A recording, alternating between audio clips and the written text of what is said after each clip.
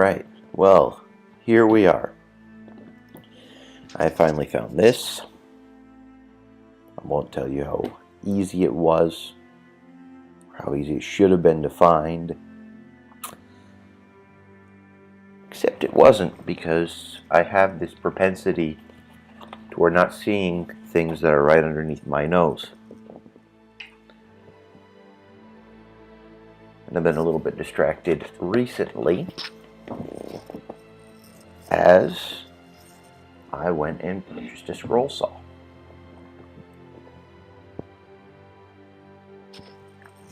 So I've been thinking about all the different projects that I'll now be able to complete more effectively due to now having a scroll saw. So on that note, we can begin the stream. Let's take a look and see who all happens to be here.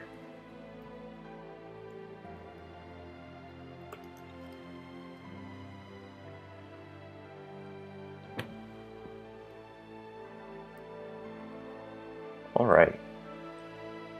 We have no one viewing yet, so it doesn't really matter too much how much I say.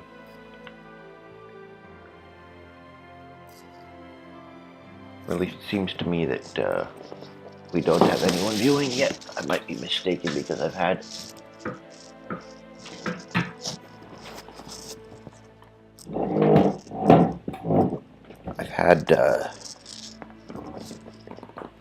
Twitch chat misrepresent these sorts of things in the past.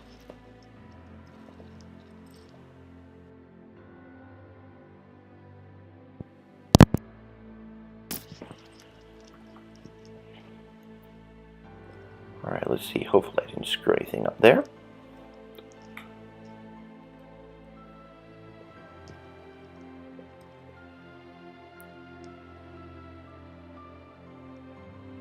Screw anything up there. Alright, well, there we are. So we have one person viewing. That one person is likely me. So, I guess that means if I decide that I'm going to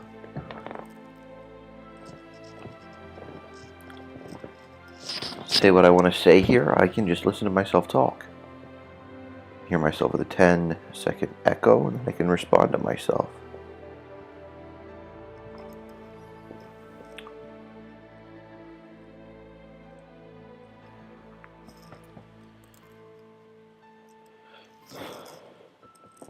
So with all that said,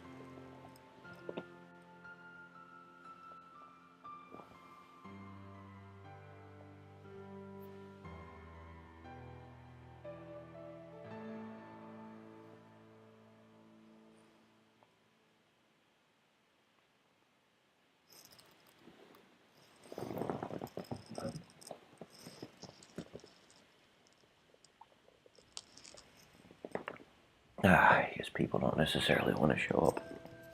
And that already scared everyone away by looking for the mic too soon. Anyhow, moving on to topics of today. Oh, I keep on using the wrong browser to search them so that I can't.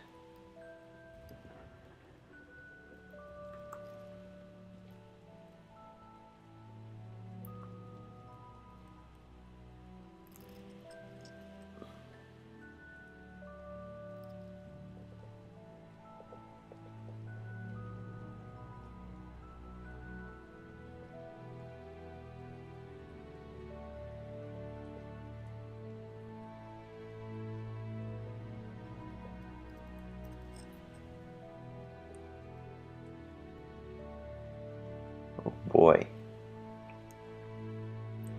Here's a lovely piece. It's a piece under history entitled, "It's not Laura Ingalls Wilder who is prejudiced, it's the librarians smearing her legacy."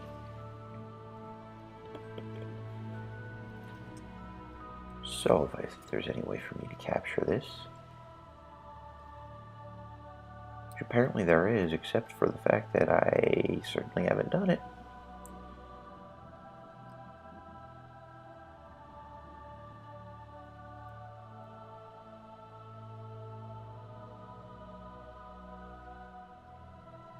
You can tell that I'm not much of an extrovert because I can't figure out things to say while I'm in the middle of making transitions, especially if I'm in the middle of redoing the transitions. Anyhow,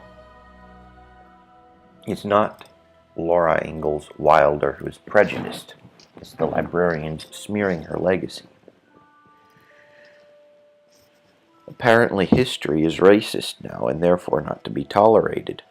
A subdivision of the American Library Association has changed the name of its Laura Ingalls Wilder Award to the Children's Literature Legacy Award.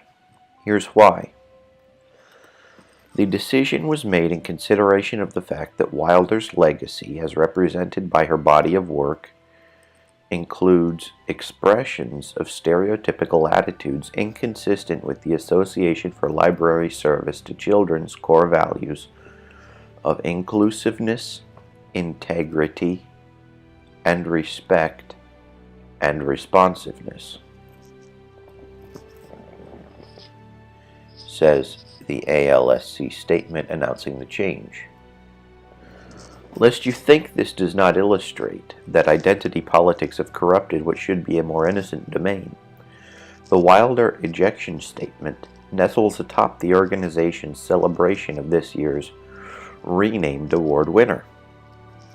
If children's literature today addresses themes of racism, sexuality, and class, if previously invisible characters have come to the fore, if different voices are now heard, if more children see themselves and others in books, look to Jacqueline Woodson as a prime mover. In other words, we don't mind stereotypes. Introducing children to adult material and politicization of literature. We're just going to ensure that it all reinforces leftist politics and lifestyle preferences.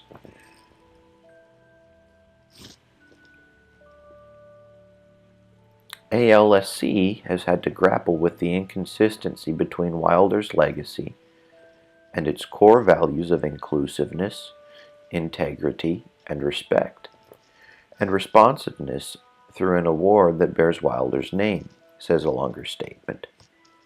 Wilder's books are a product of her life experiences and perspective as a settler in America's 1800s.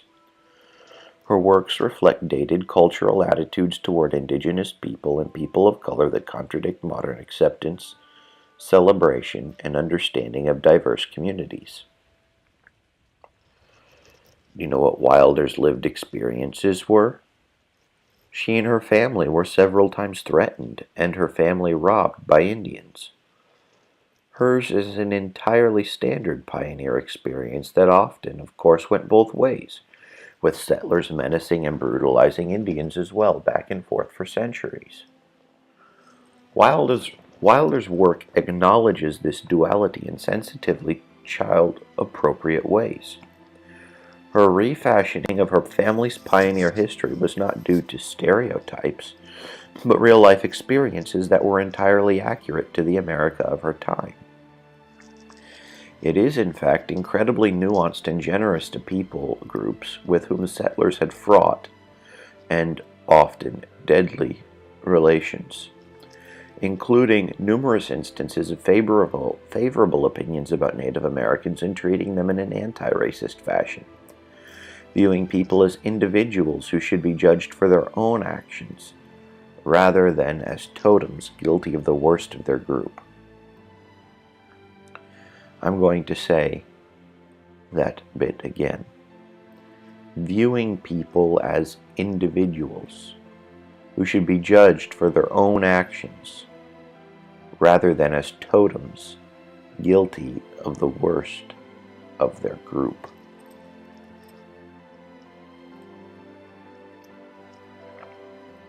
Let's look at some of her most memorable stories about encounters with Native Americans to prove it. That time Indians stole from and menaced her family. Perhaps in some foreshadowing Early in Little House on the Prairie, Laura makes an observation about Indians that turns out to be true later on. She knew Indians were wild men with red skins, and their hatchets were called tomahawks. Laura's mother applies this same epithet, wild man, to her husband, Laura's father, and Wilder later calls non-Indian cowboys red-brown. It's a simple factual description, not racism. Laura is also shown to be extremely curious about Indians and keen to see them. The first time she does, however, is very frightening. Her father is away hunting because they have no meat for dinner. This means he has the family's only defense weapon. While he is gone, 2 naked male Indians come to call wearing freshly dead skunks and carrying hunting knives. The family females are terrified. It's with good reason, as capture, rape, and slaughter was a frequent fate for settlers Indians encountered at the time. Ma bakes them a large amount of cornbread while the little girls hide behind a slab of wood. The men eat, take the family's tobacco store and more cornbread, and leave. When Pa comes back later that day, he acts cavalier while Ma tremblingly exclaims, "Oh, Charles, I was afraid. You did the right thing to feed them and let them steal from the family even though they're low on food." Pa tells her, "We don't want to make enemies of any Indians. We don't want to wake up some night with a band of the screeching dead." And here he stops, seeing the children's eyes pop in fear. Ma shakes her head at Pa, and he changes the subject. Later he tells the children they were right to not have loosed the family dog on the Indians. He would have bitten those Indians. Then there would have been trouble. Bad trouble, do you understand? Entirely reasonable fear, yet charitable, patient treatment of people whom long experience indicates may rape and scalp them. This is the opposite of racism. It is remarkable. No wonder Ma is scared of Indians.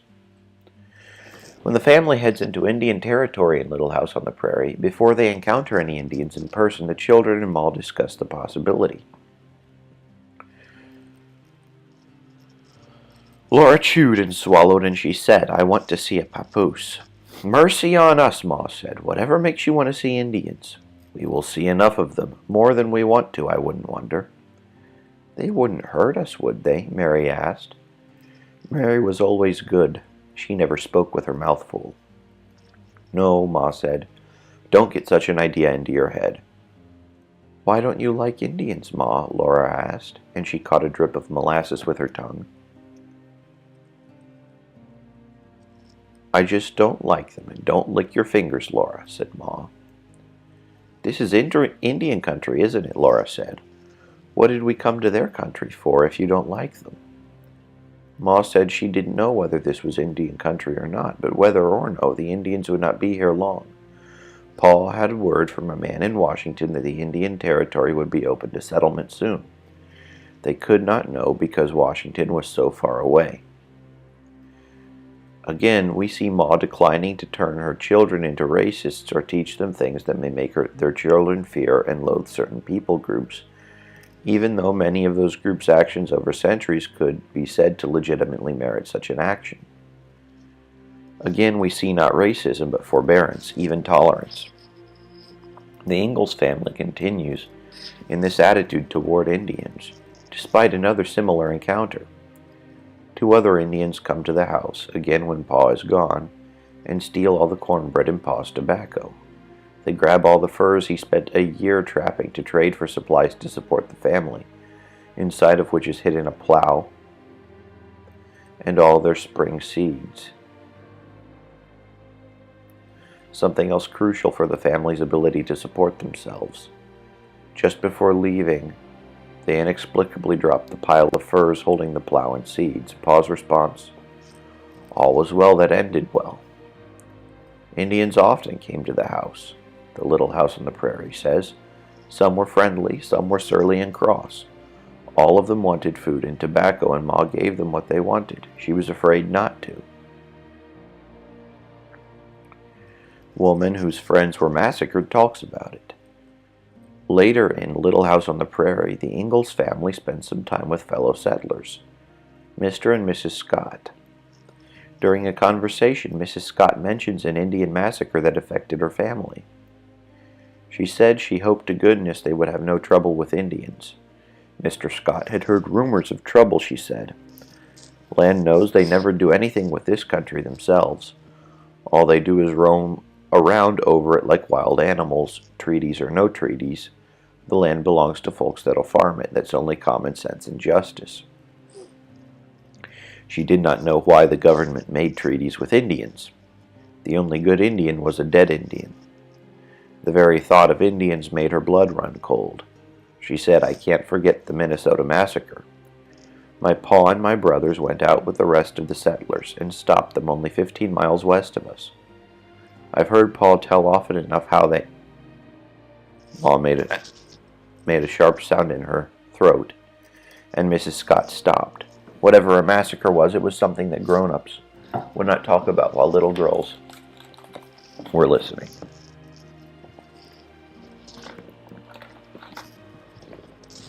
This conversation happened about a decade after the famous massacre, the largest in U.S. history, in which Indians killed 650 unarmed, non-combatant settlers in their homes and towns. Men, women, and children were brutally murdered, according to the New York Times. Bodies were strewn along the road, cast about their homes, and blood was everywhere. Women were raped. Here's one of many contemporary accounts. Mrs. A. P. Broberg clung onto her 10-month-old baby boy, John Albert, with a tender love implanted in a mother's heart as she strove to fight off her bloodthirsty assailants. But her infant son was torn from her arms and killed by a blow of the tomahawk, and then the mother suffered the same cruel fate. No wonder Ma was scared of Indians. In what essentially turned into a small war with Dakota attacks continuing into 1865, there were no documented women and children fatalities among the Dakota when the whites counterattacked. When they captured Dakota, they put them on trial instead of merely revenge killing.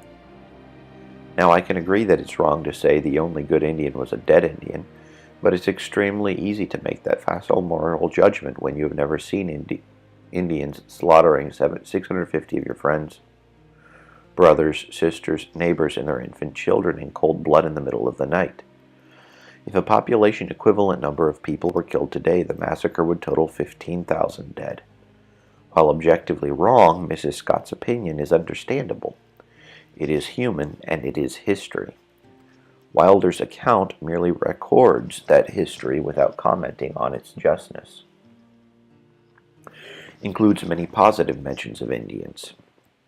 Given those sorts of incidents were known to essentially every frontier settler.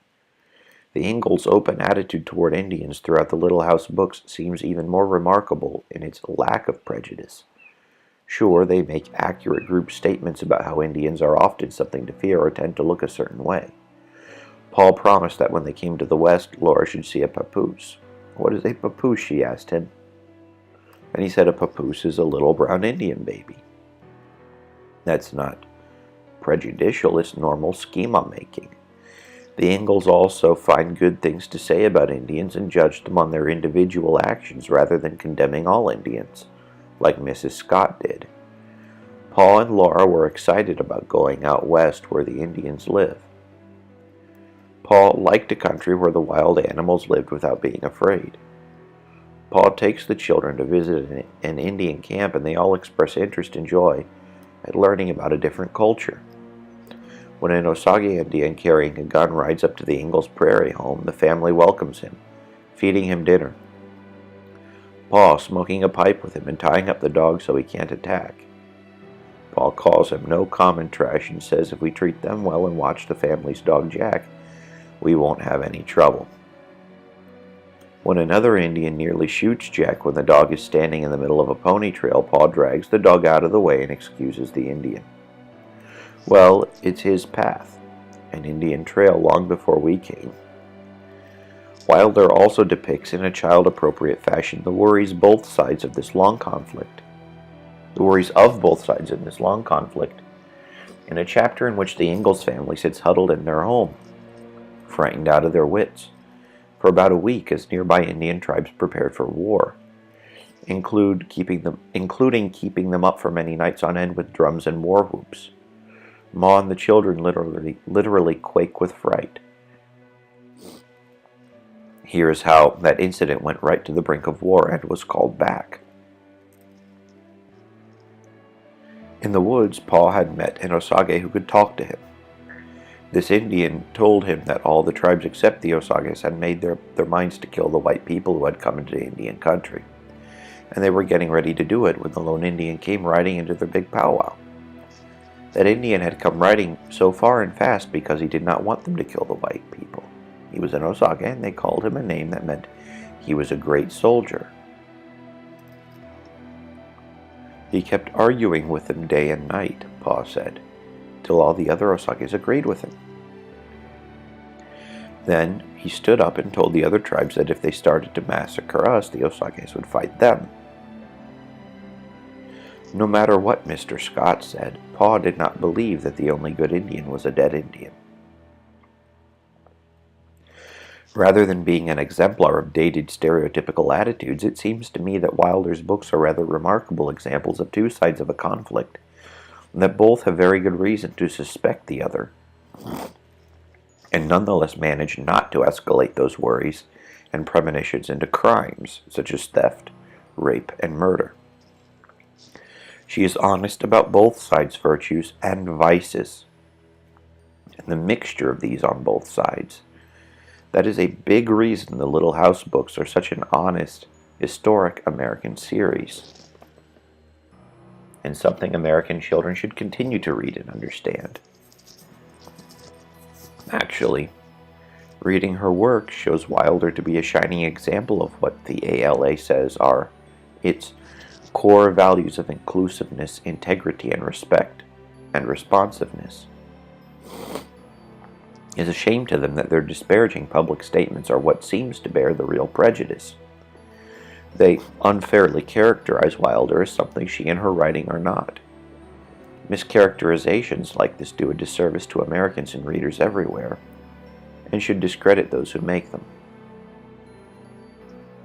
It certainly should discredit those who make them, and ultimately you wind up having an awful lot of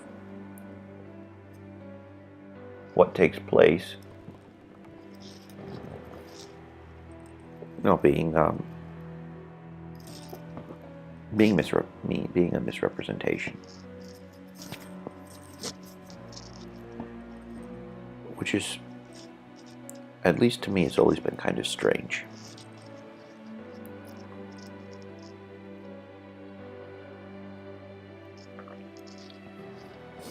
I mean, it's certainly understandable that people currently residing in an area would want to defend themselves against people moving in. And it's completely understandable that people seeking to leave a different area and trying to move into some other area would want to wipe out the inhabitants. These historical realities is basic competition over scarce resources, which nowhere near as scarce as they were made out to be, but at least at that particular time, carving out a living was difficult for anybody.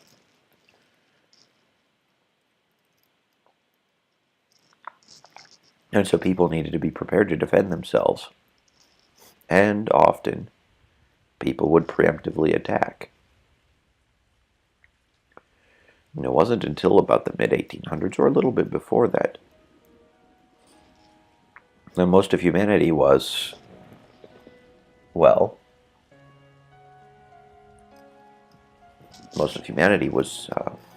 living under abject poverty,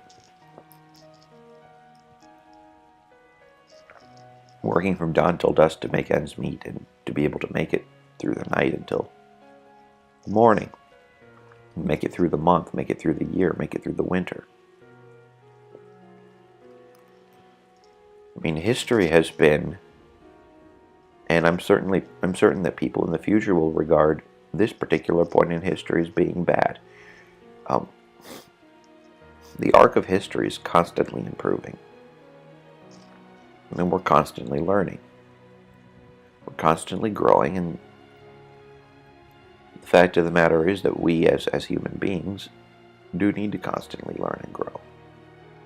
Constantly develop ourselves. And I would hope that we would have at least some semblance of a value system that's conducive to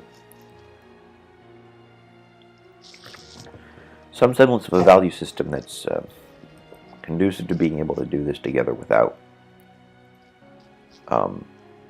wiping one another out.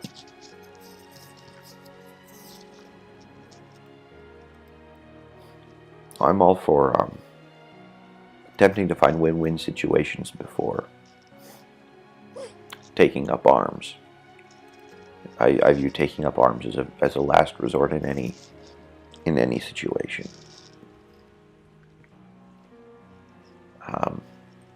I'm very libertarian in that regard. I think that the only acceptable use of force is that of defending against someone attempting to take your life, your liberty, or your property. Now, what people define as property, now that can get a little dicey.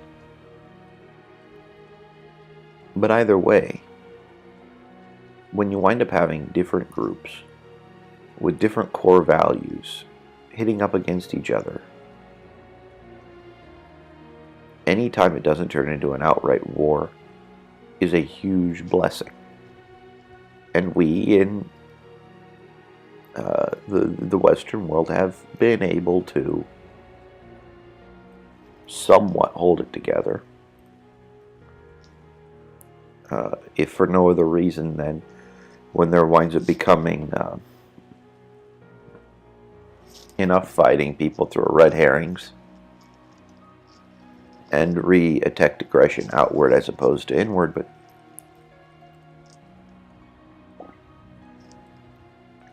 I think that has more to do with the tribal nature of human beings, which is something that we can't all that easily overcome.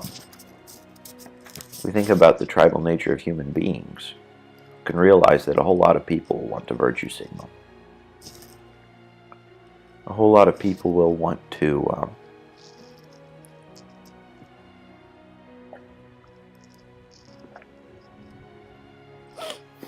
when they know that fighting is inappropriate, when they know that fighting is wrong, when they've decided that that's not something they're going to do, they do the next best thing, which is using their words and throwing vitriol in discourse, dialogue, monologue, whatever it may be. That's just a fact of life. It's a fact of humanity. I think that we're seriously deluding ourselves if we go and say that humanity is inherently good. I think that we're seriously deluding ourselves if we say that humanity is inherently good. Because if we say that humanity is inherently good, then that means our instincts are good. People say, oh, you need to learn bad things. Well, anyone who says that hasn't raised a child. Children need to be taught not to be bad. Children need to be taught not to be bad.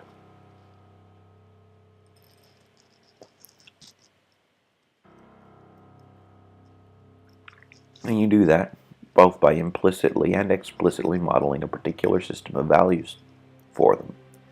Now, when the different value systems of different groups of people collide with each other, and I guarantee you it's predominantly a question of value systems and an awful lot less of one of skin color and so on. Skin color is more an excuse. It's an excuse for stupid people.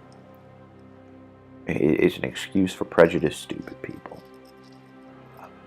Value systems explain behavior a lot more. Of course, you can say, oh, my value system is I hate people with X skin color. I mean, I hate having white skin a lot of the time. I wind up getting horrible sunburn and so on. And if I could wind up having more melanin naturally in my skin, I'd take it any day. Having skin that gets all red and having freckles and having a sunburn, having a back that's completely full of blisters. At the present moment, that's not fun. But I think there's an awful lot better, except for like in medicine, you need to discriminate based on skin color, because then you wind up having all sorts of other diseases. Like white people are more prone to getting skin cancer. Gingers especially are even more prone to getting skin cancer, as well as those with freckles. I'm not a ginger. You might see a little bit of red in my hair, but it's not very, very red. And I do have, you can see I do have some freckles that kind of aren't really showing up too much due to the tan that I'm finally getting. But that's a disadvantage I have. Right? And then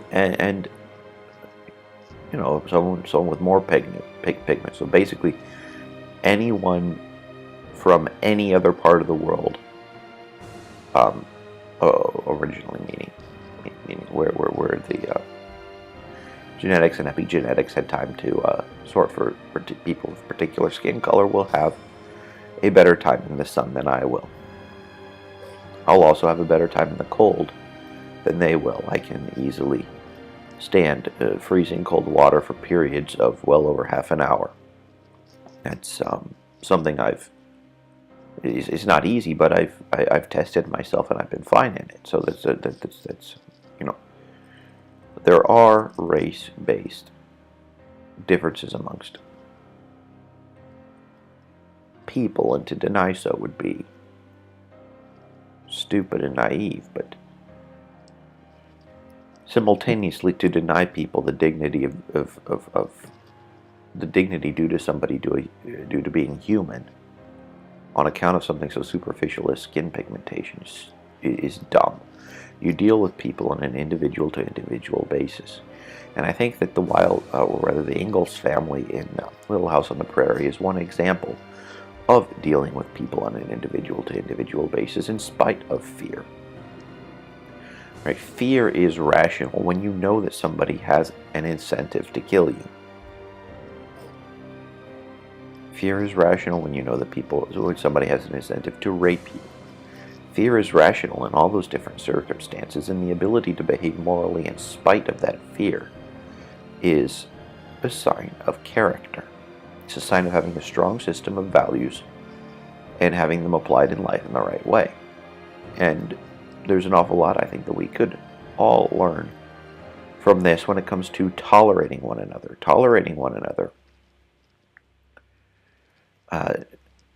That is the definition of tolerance.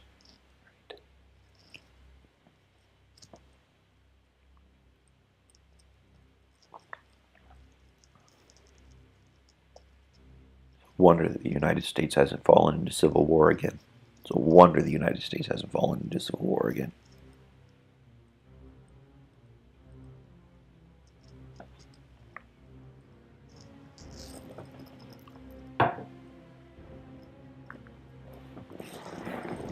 It's interesting how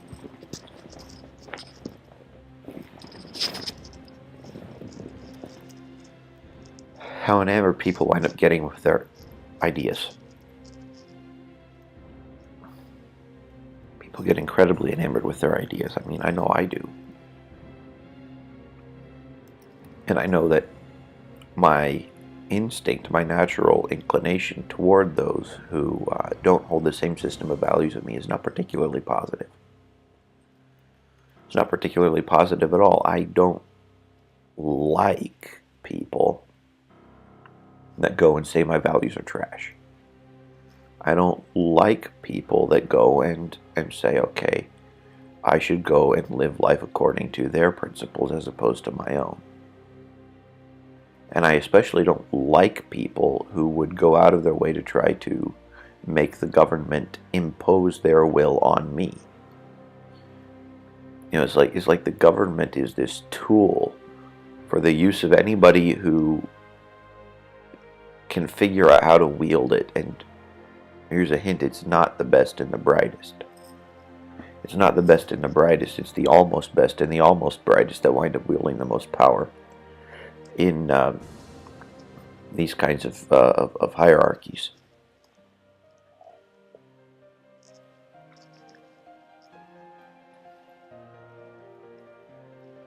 And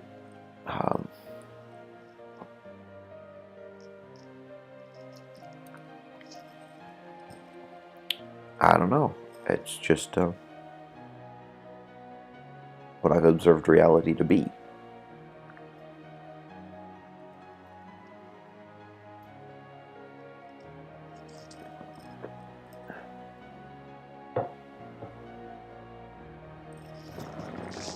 Let's take a look and see if anyone has shown up to the stream.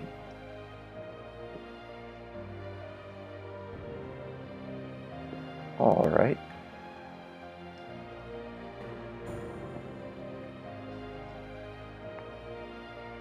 Well, I guess we'll continue then.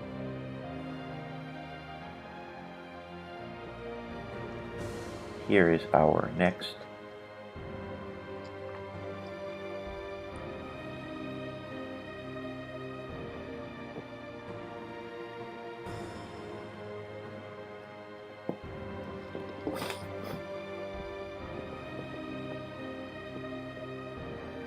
Alright, not finding what I was looking for. So we can go and look for something else instead.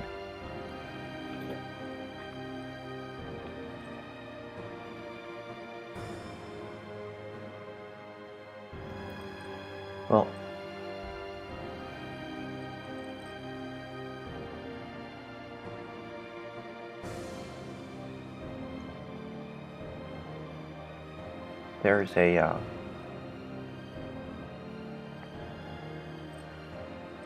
there's a lot to be said for the responsibilities that I think that we wind up having as human beings. I was talking about the way that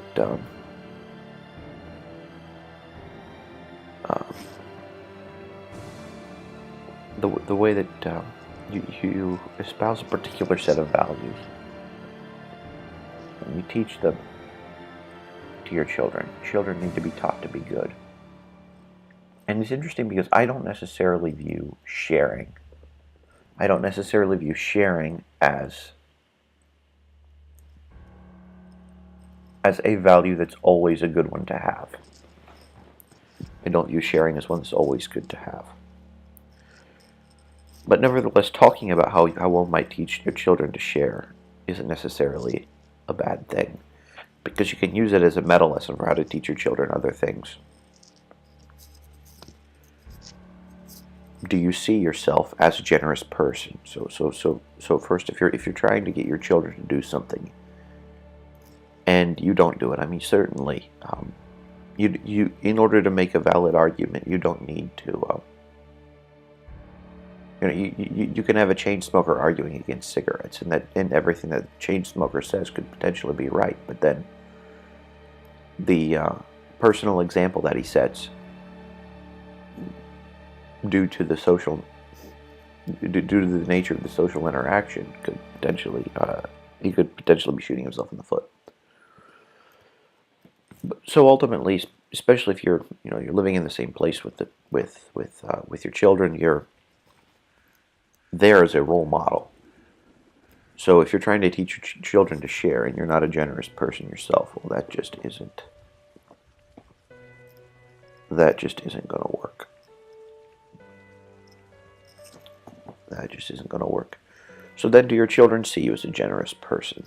You can see yourself as a generous person, but then ultimately, you need to modulate the opinion of others. You need to modulate how other people see you too.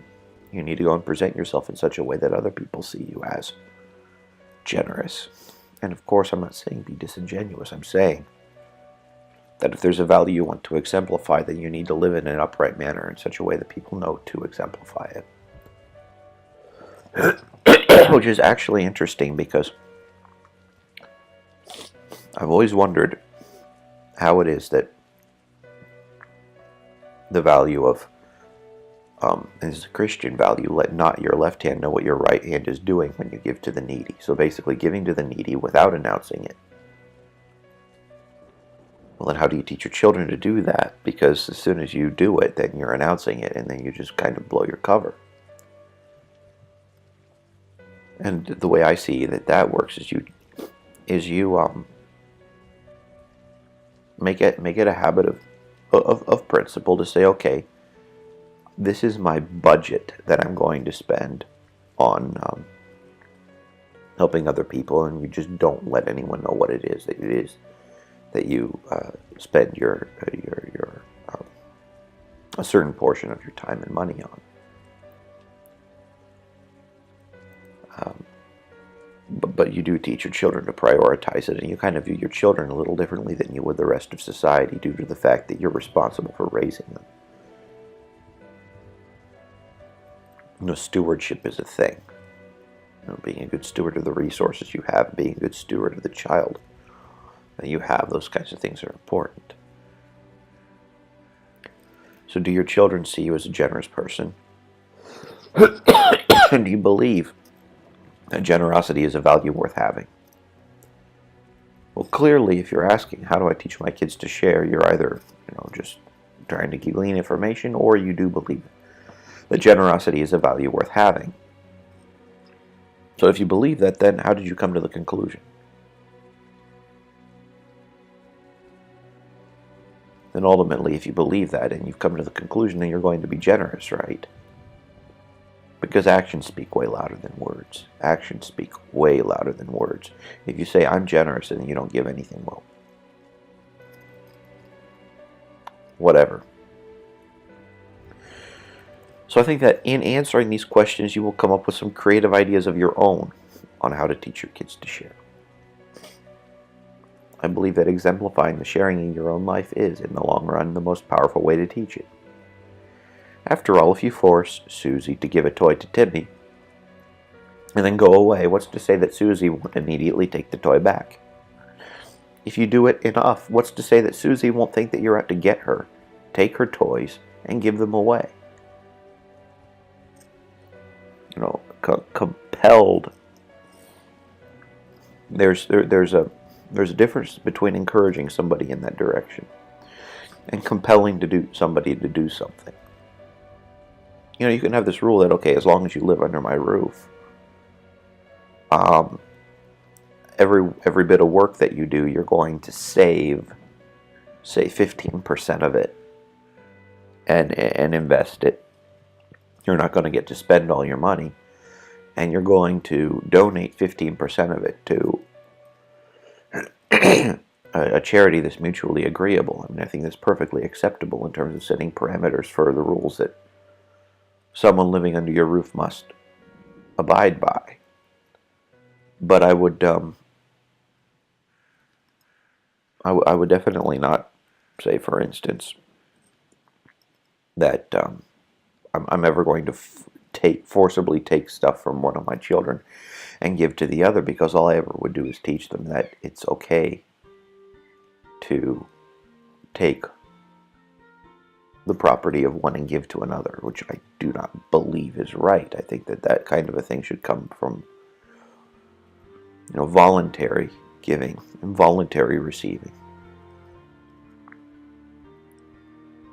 So another thing that can work is to make sharing into a game, get into something fun.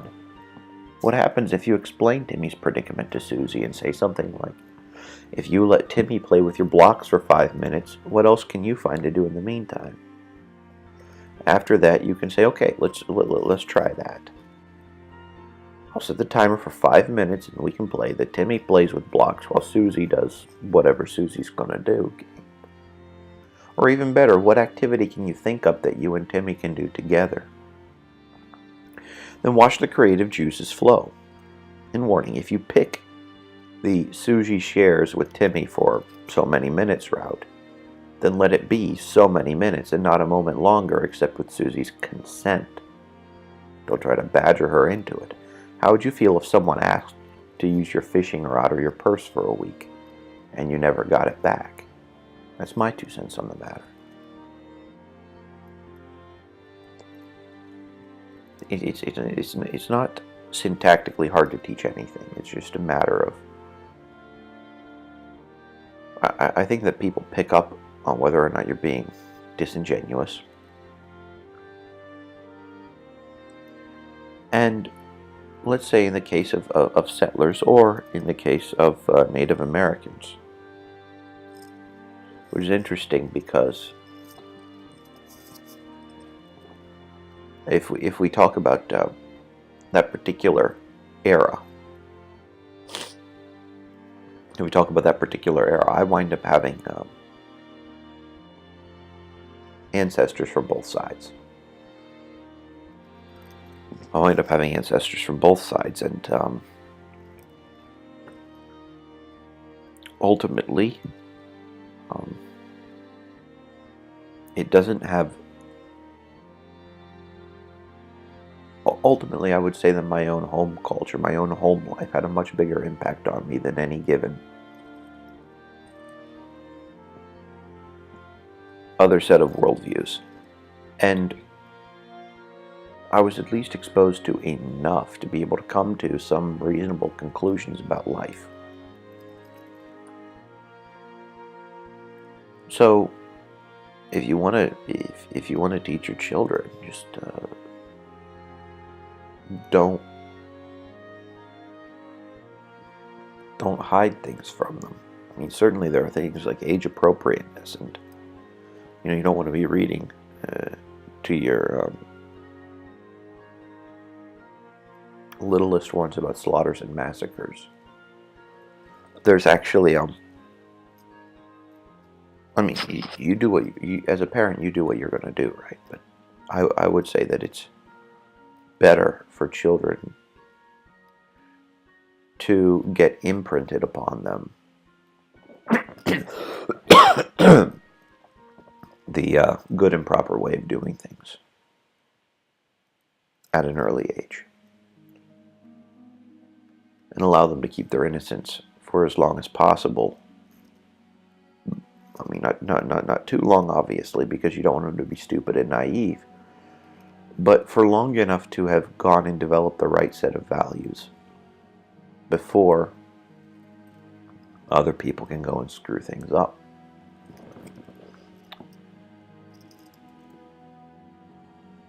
You want people to be able to feel safe. You want people to be able to feel secure. And the more you put children into a situation of being threatened when they're little, the less socially well-adjusted they will be in situations that don't require an immediate response to threat. Now, on the other hand, you don't want somebody who caves in. You don't want to raise weak children, which means that you need to still have some semblance of action and consequence. Teaching your children to fight, for instance, is a very good use of your time if you know how to do so yourself. And if you don't know how to do so, well, then you can outsource that to somebody else and maybe go and take some martial arts lessons yourself while you're taking your kids there.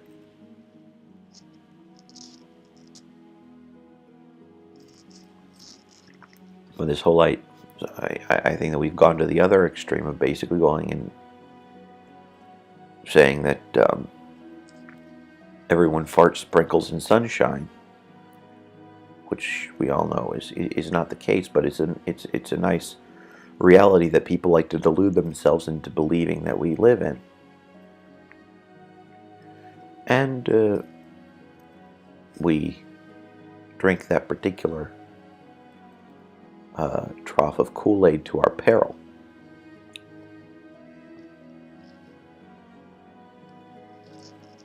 We drink that particular trough of Kool-Aid to our peril. It's almost the top of the hour, which means our next bit is going to constitute a bit of a reading from John Taylor Gatto's The Underground History of American Education.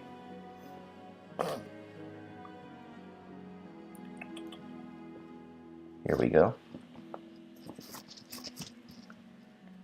I'm going to need to find our page.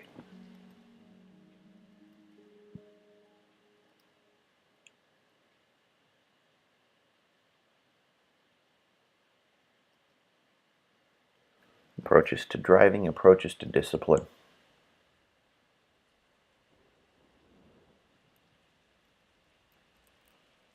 The Greek schools. Okay, here we are.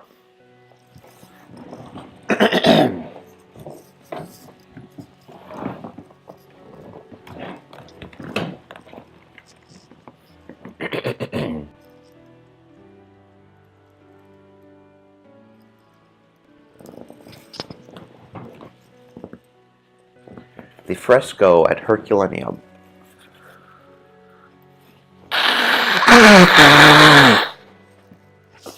Sparta, Athens' neighbor, was a horse of a different color.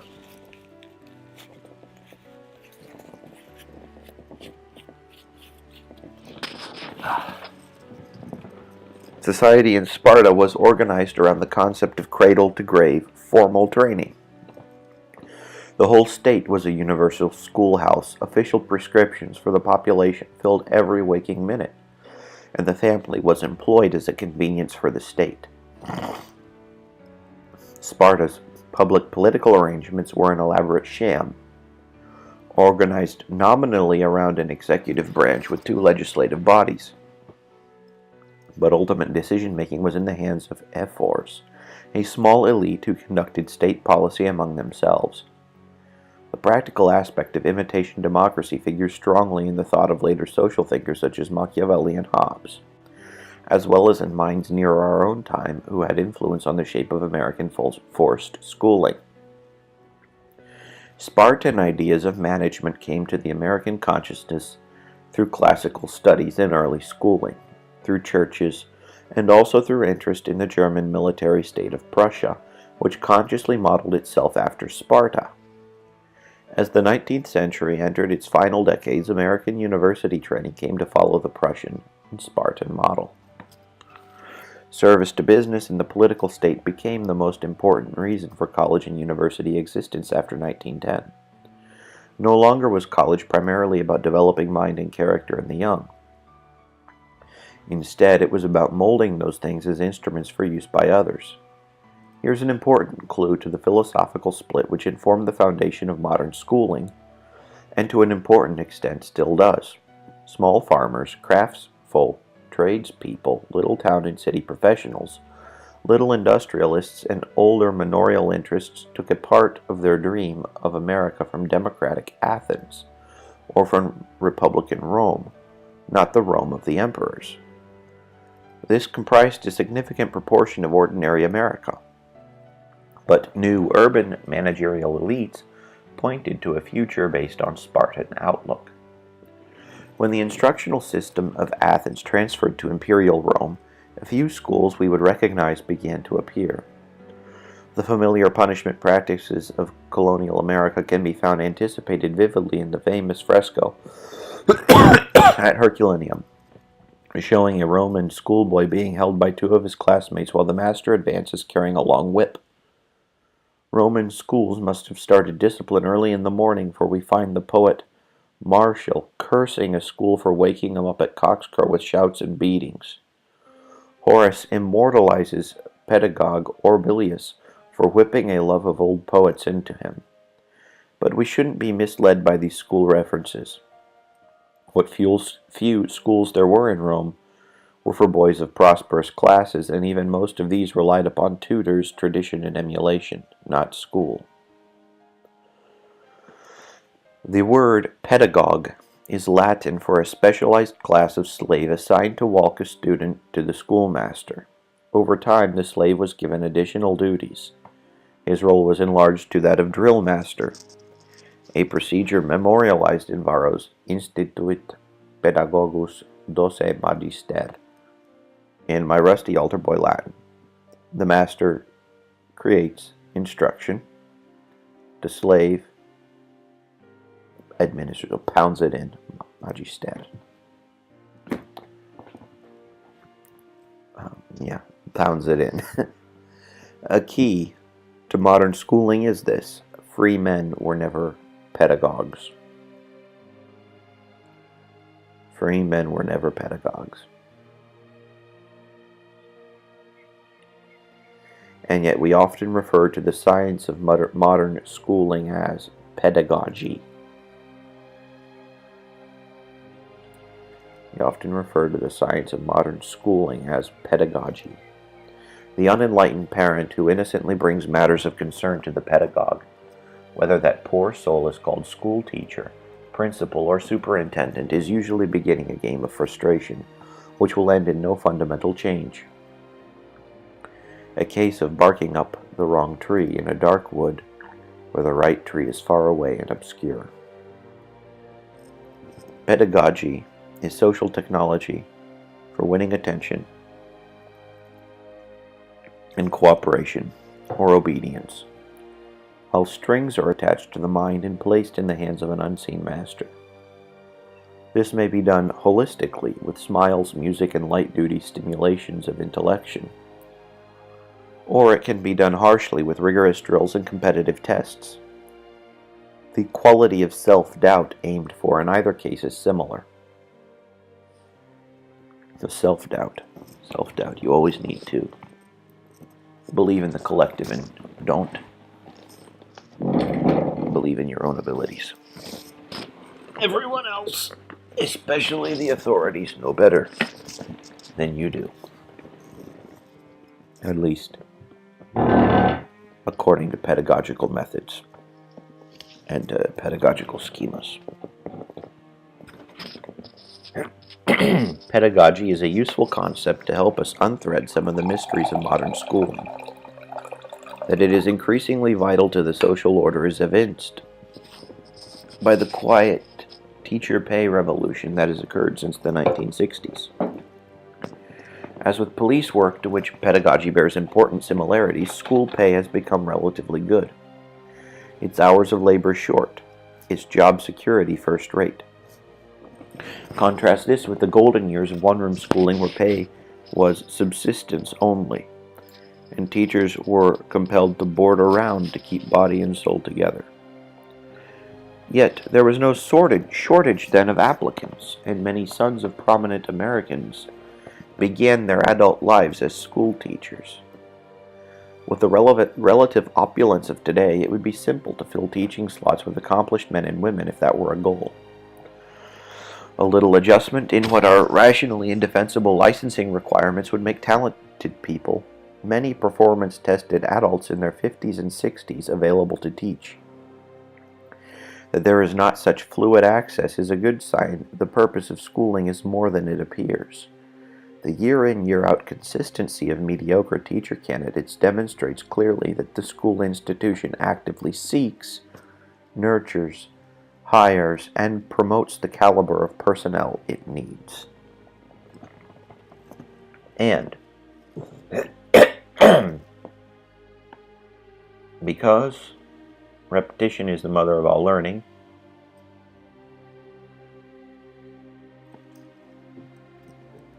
I'm going to say it again. And I think it's important. You guys don't have to listen if you don't want to. But I think this does bear repeating. With the relative opulence of today, it would be simple to fill teaching slots with accomplished men and women if that were a goal. A little adjustment in what are rationally indefensible licensing requirements would make talented people, many performance-tested adults in their 50s and 60s, available to teach. That there is not such fluid access is a good sign the purpose of schooling is more than it appears. The year-in, year-out consistency of mediocre teaching candidates demonstrates clearly that the school institution actively seeks, nurtures, hires, and promotes the caliber of personnel it needs.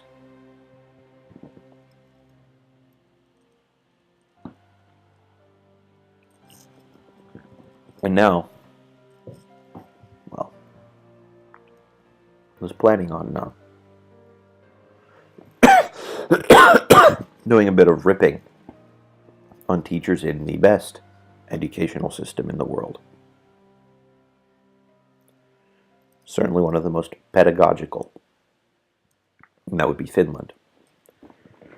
As I've discussed in the past, Finland is an incredible case study, because in Finland occurs what is measured by the PISA tests consistently among the best outcomes for students. And it's interesting, if you look at the questions in these PISA tests. Well, first off, they're, obviously you give the same set of questions to everybody, all over from schools around the world. And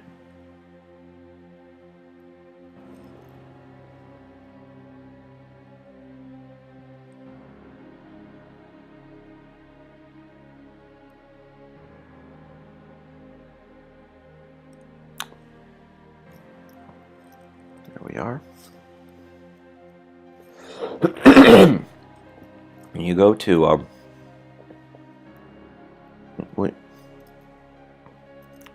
Finland is pedagogical. Average students can get above average results in Finland. That's the best way I know how to put this. You are dealing with a very homogeneous society.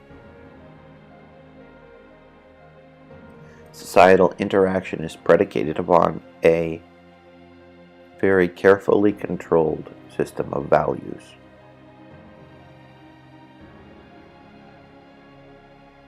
Finns increasingly live in a cradle-to-grave nanny state.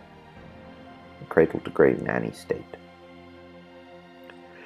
For those of you not particularly familiar with the system, there are these things, these government-sponsored institutions called äitiysneuvola and lastenneuvola. And the reason behind their existence was originally that people believed that mothers didn't know how to raise their children properly, and so they needed some, essentially, state pedagogy.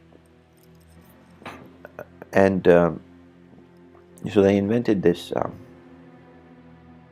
a system of reward and reinforcement, wherein parents would get a certain subsidy from the state if you go and you take your children to the lastenneuvola, and you get a certain subsidy from the state if you go to the äitiysneuvola and the lastenneuvola, and you have to report all this stuff at particular stages. And well, if you don't, you lose whatever subsidy, which puts you on unequal footing to other people.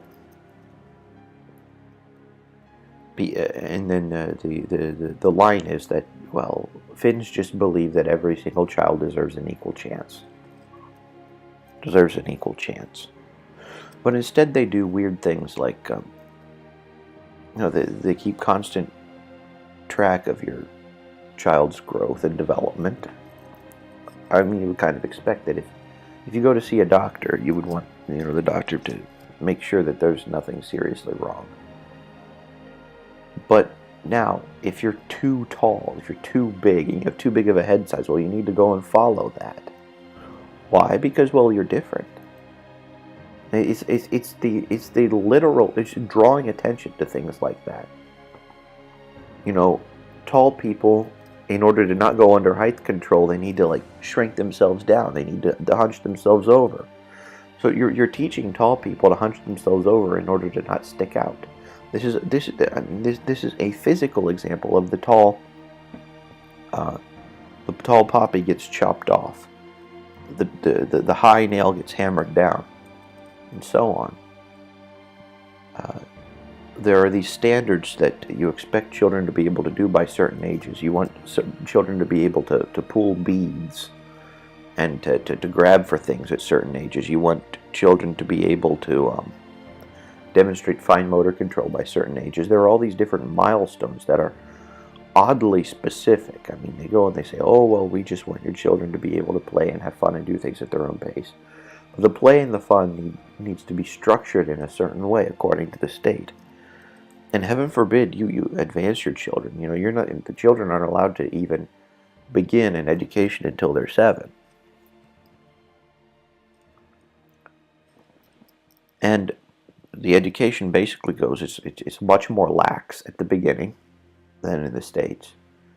And it's much more difficult at the end. It's much more lax at the beginning, and then when you get into middle school, it winds up becoming a lot more difficult.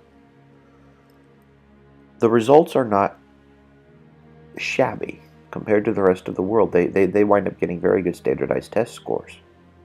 The university systems in Finland are a little different. I mean, nobody wants to go to university in Finland if they can, go to Harvard or Yale or just any freaking Ohio State. All right, universities in the United States are considerably better, but they're not as taxpayer funded as the ones in Finland are. So sometimes people will go to the Finnish university just because it's free. Well, you pay an arm and a leg for it in your taxes. But anyhow, going back to primary and secondary schooling, it's amazing how many teachers are whiners. I'm not saying that all teachers are whiners. I'm saying that the idea that they should only need to do a very little amount of work is prevalent. I mean, teaching is a field that you get into because you're intellectually capable. You've gone through the pedagogical process and you've come out the other end and you demonstrate, okay, I know this pedagogy. I understand the pedagogy. I've internalized the pedagogy, and I'm going to go and study for 5 years or so to figure out the ins and outs of how to infuse other people with this pedagogy. So you go straight from consumer to infuser. But the only kind of production that you ever wind up doing is very superficial. The idea that you can actually think freely about things and consider ideas that are countercultural, it doesn't really come into question. School is for the purpose of homogenizing the kids. If the state says you're going to learn this, well, Finns do a better job of learning this. Finns also do a better job of when they go into high school. Well, not everyone even goes to high school, but half of the Finns go to high school and the rest of them go to trade school. And so you wind up getting a soft, or sometimes not so soft, class system and relative social immobility in Finland. And it's generally based upon tests that occur when you're in still the late primary school, and then once again after secondary school. So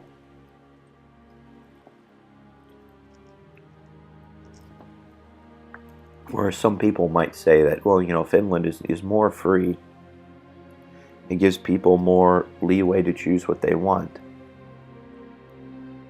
I would go and say that it gives the illusion of choice. But ultimately, from cradle to grave, it's easy to go through life in Finland without thinking. You can just go and do exactly what it is that you're told and you'll be fine.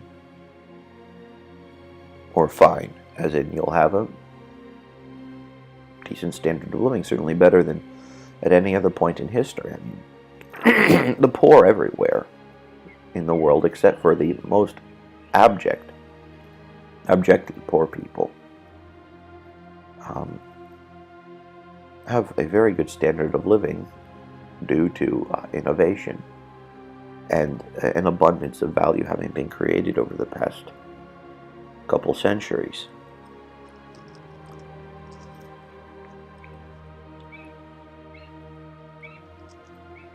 That doesn't mean that people are free. That doesn't mean people are free at all. It just means that they're exposed to a narrow variety of choices.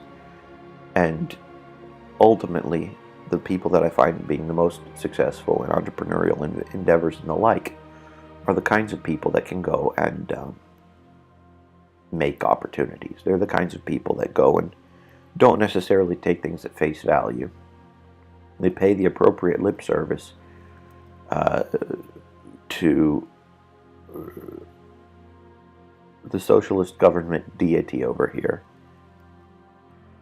and go and do their own thing. They go and do their own thing, and they go and they produce, and they're okay. But then an awful lot of the most productive Finns wind up moving out. Most of the most wealthy Finns, most of the very wealthy Finns that I'm aware of as well, moved out, or work somewhere else, or live somewhere else, and don't.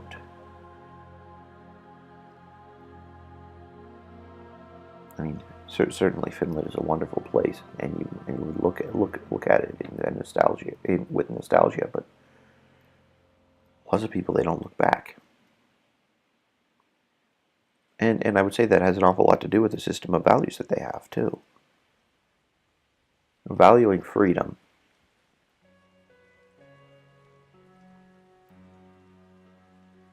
and being able to see through a veneer of choice, or a veneer of having a bunch of options set out in front of you by your leaders, which is basically a handful of a couple dozen people in Finland.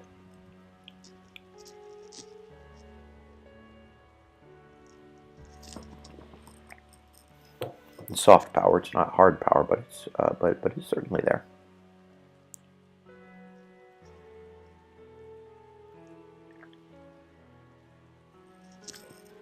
Yeah. The best, brightest, and most independent either find a way of hiding, or of moving out. Which is interesting, because recently there was a I'm trying to remember how this whole thing went, and I should probably be paying a little bit closer attention, but recently there was this idea that there should be a tax on Finns for leaving the country. A tax on leaving the country.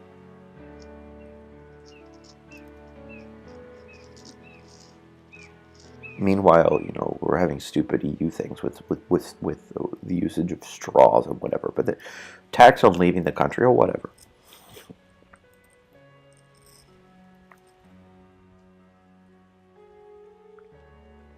So the Finnish pedagogy is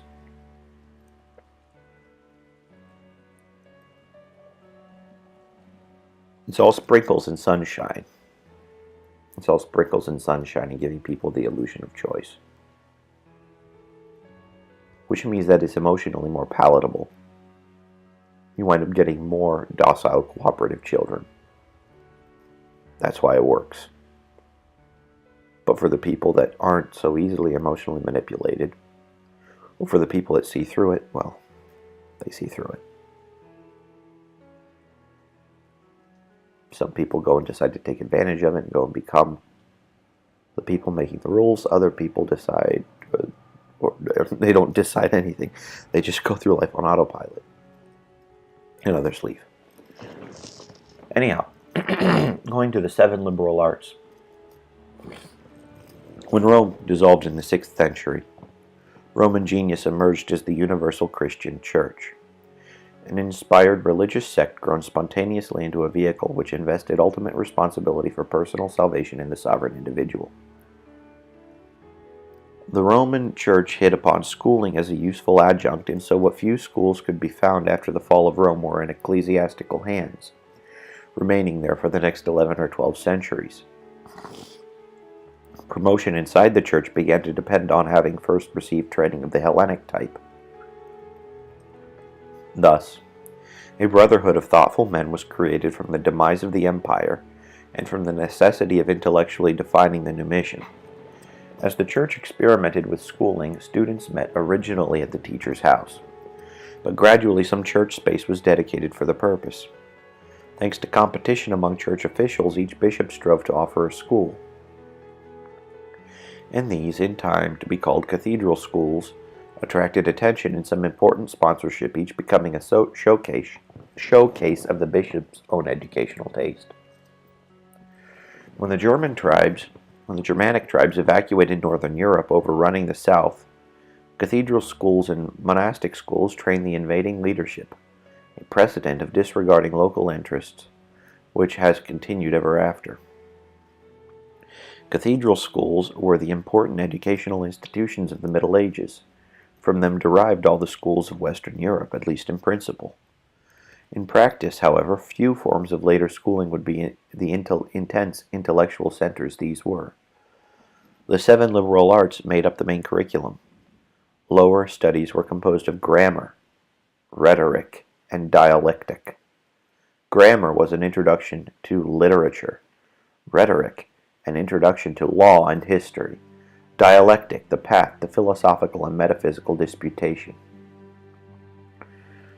Higher studies included arithmetic, geometry, music, and astronomy.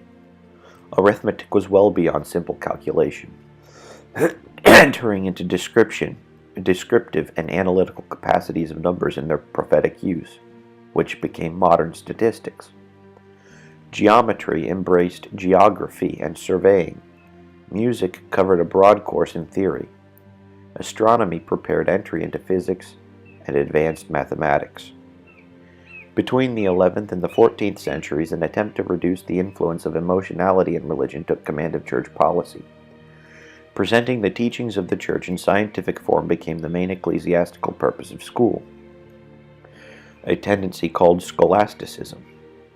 This shift from emotion to intellect resulted in great skill in analysis, in comparison and contrasts, in classifications and abstraction, as well as famous verbal hair-splitting, like how many angels could dance on the head of a pin. Scholasticism became the basis for future upper-class schooling.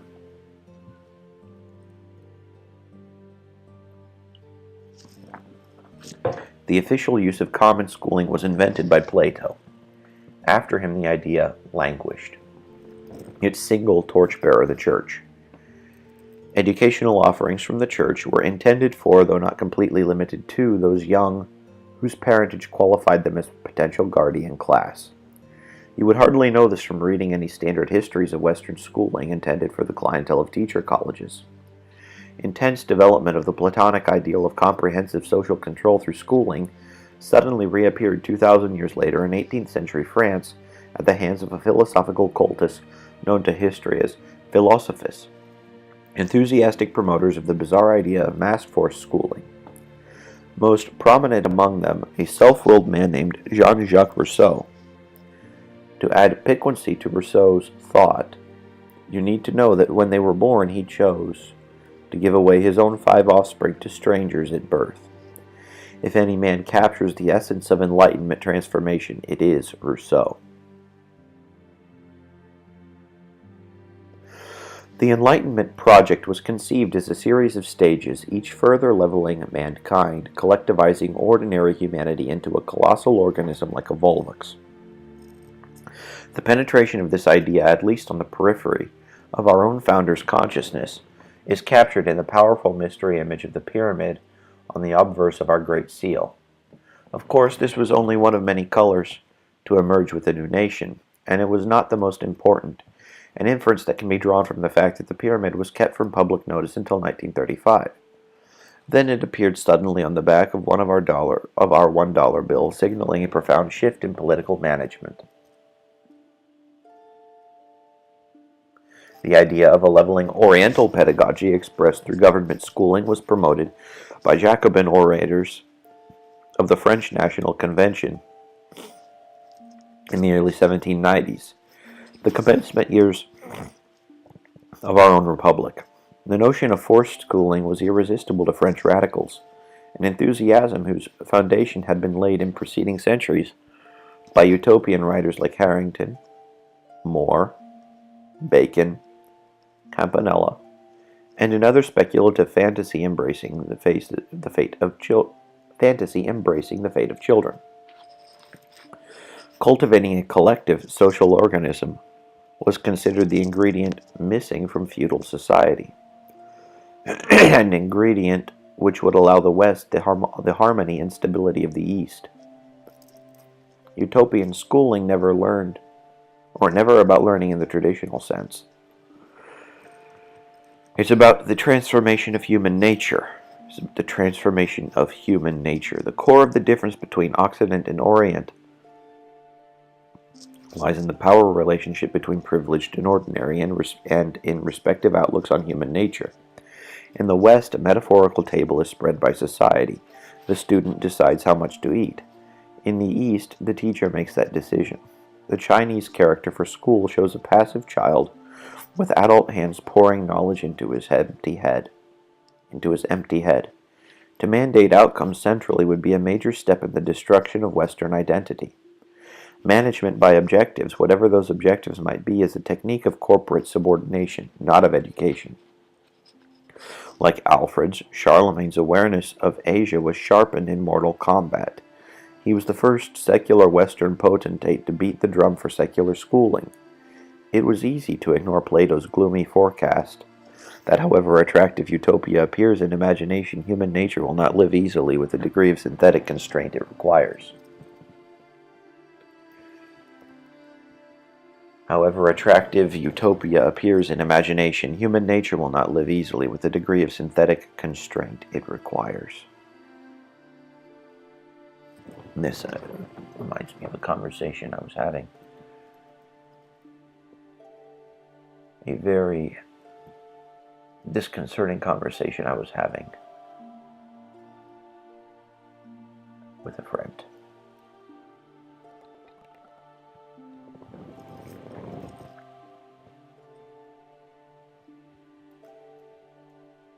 Yep.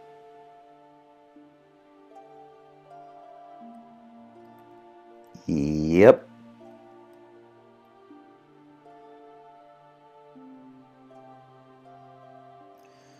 Well,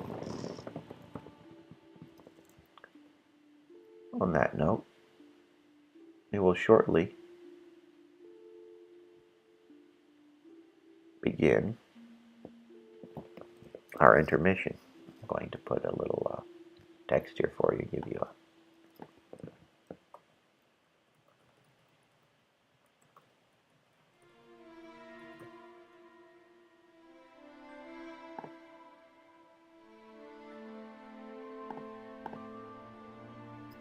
We'll have an 8-minute intermission beginning as soon as I turn off my microphone.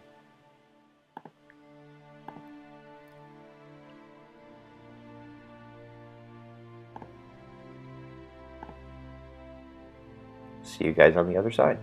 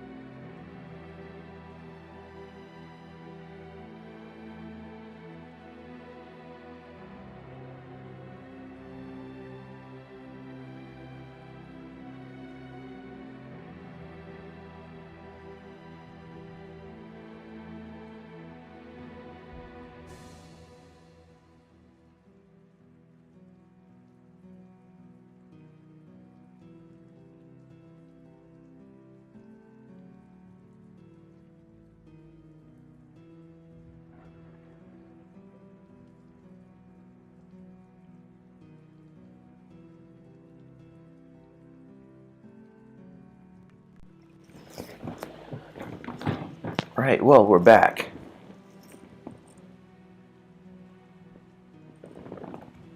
It's, at least in my mind, a pretty good break. Certainly necessary. I'm not particularly good at talking for long periods of time without wetting my whistle a little bit and getting my head screwed on straight, so thanks to whoever has the patience to sit through an intermission.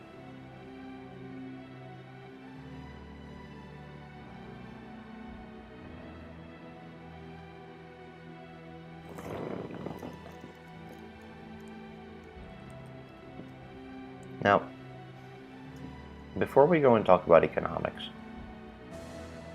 I think there are a few other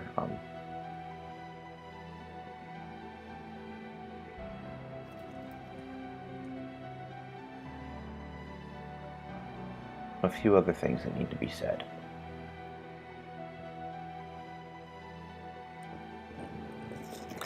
There are a few other things that need to be said. When it comes to education, how we choose to educate ourselves, how we choose to go through life, the attitude that we take toward learning and growing is supremely important. It's supremely important. If we don't want to learn and to grow,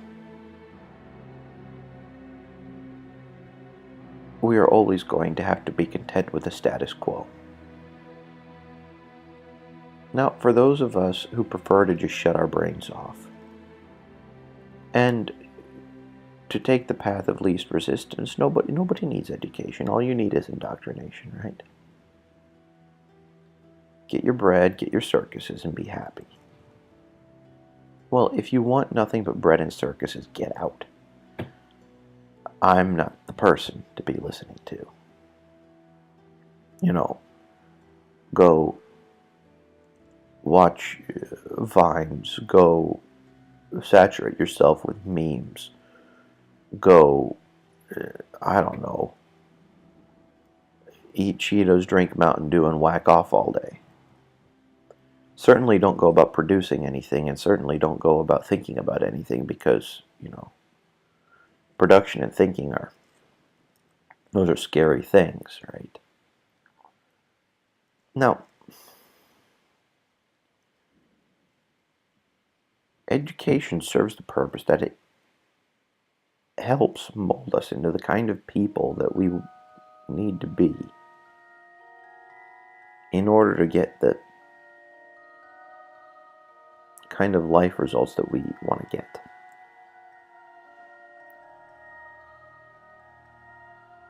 There are elements of virtue, for instance, that wind up getting dealt with in classical education that are essentially foreign to people. Now,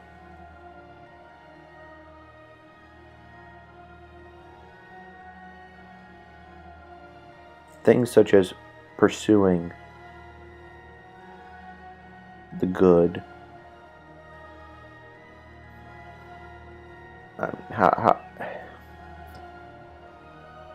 pursuing the good in a relativistic culture could very well be walking around aimlessly. It could be going aimlessly. It could be doing something aimlessly. Shooting an arrow aimlessly. Walking around aimlessly. If you have a relativistic moral framework, you can't search for anything good. Similarly, if you have a relativistic moral framework, you can't search for anything true. There's your truth, there's my truth. Everyone else can have their truth. And there would then be no absolute truth. Because I'm certain you can always find someone to disagree with almost any maxim posited. I mean, you got 7.5 billion perspectives to choose from. So, if truth depends upon consensus, and then people can go and say, well, there can be geographic consensus or group consensus, and then each group can have their truth. I mean, it just doesn't work that way, because I'm certain you can go and find two people, even two people out of 7.5 billion can agree to disagree with everyone else in the world. So that gets thrown out. And the beautiful, well, that's interesting, because when it comes to, for instance, physical attractiveness, and there was actually a wonderful piece on Quora that showed up on my feed, which was, what would you consider to be beautiful if you were never shown what beauty is supposed to be? And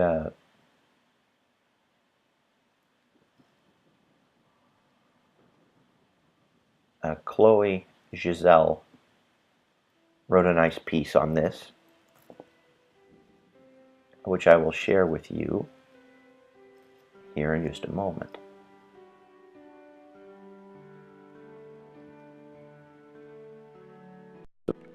Okay, what would you consider to be beautiful if you were never shown what beauty is supposed to be? Infants are actually born with a preference for attractive faces. Beauty may seem subjective, but there's actually quite a bit of math and science behind it. It's called the golden ratio. It was 5. So there's the Marquardt beauty mask, and you can go and revise someone's face and make it more beautiful. Beauty is largely determined by symmetry. This is where the math comes in. And facial symmetry has been scientifically tied to stronger genes, less chance of disease, physical and mental fitness and health. Furthermore, cross-cultural agreement on attractiveness is evidence against the notion that attractiveness ideals are slowly absorbed by those growing up within a particular culture. And this suggests that there is something universal about attractive faces and unattractive faces that's recognized both across individuals and cultures. As humans, we are instinctively attracted to mathematically symmetrical facial and physical promotions, attractive people, because our brain identifies this as a sign of superior genetic fitness and health. Age is a good way to understand this. As we age, the collagen that holds together the shape of our face and the elasticity of our skin begin to break down. But our bone structure remains the same, so an attractive person may remain attractive due to their symmetrical bone structure, but will lose a significant portion of their attractiveness due to the loss of symmetry as a result of the impact of gravity on their skin and muscles. The decline in their overall physical health is reflected by the loss of symmetry in their features as they age. Unfortunately, many of the medical revolutions which enabled less attractive people to increase their physical symmetry by artificial means has taken away our ability to accurately identify good genes. Nowadays, if you have poor vision, you can get LASIK. If your teeth are crooked, you can get braces. If your face is disproportionate, you can get plastic surgery. And when you age, you can get a facelift or fillers. These all help people feel and look better, but create a facade of good genes where it otherwise might not exist. So, at bare minimum,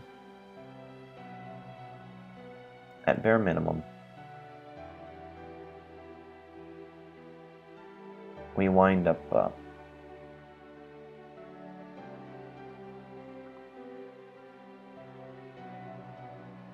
to page 167 here. At bare minimum, we wind up knowing that there is some can be universally considered beautiful. There's something can be universally considered beautiful. Not necessarily, but there can be. Like not necessarily everything is universally beautiful. I'm saying this completely wrong. Not necessarily everything is universally beautiful, but there are some things that are nearly indisputably so. and it relates to fitness. And of course, you're going to find people that can disagree on that. But going and wiping paper and canvas with your crap and calling it good art, and the least you can do is get a big, huge pile of crap and make competently make a sculpture. But I mean, now you have a whole bunch of stuff passing for art that could easily be a group project for a bunch of second graders or something. People think, oh, I can express myself. I can express myself with art.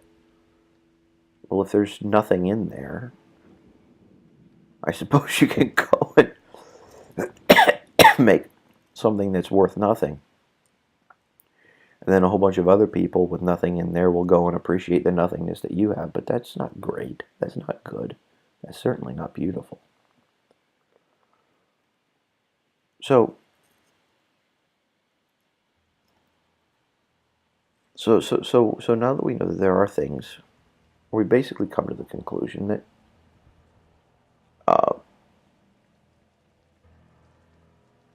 either life is meaningless or there are good, true, and beautiful things.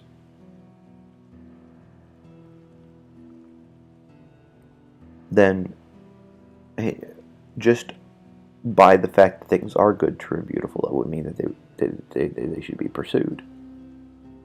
They should be pursued.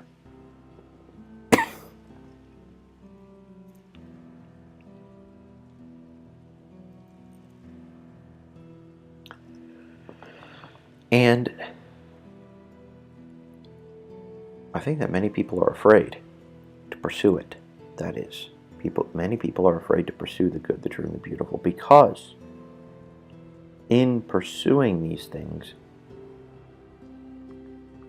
it may not be safe. And if people have grown up accustomed to having certain institutions in power, if people have grown up, and by that I don't necessarily even mean certain governments, but I mean knowing that I can go to place A and place A will always be place A, and things will always occur that way. The streets are always going to look the way they look, or so on. The things that make many old people resistant to change. The fact that it involves consumption of energy on our part to learn and to grow, and the fact that it's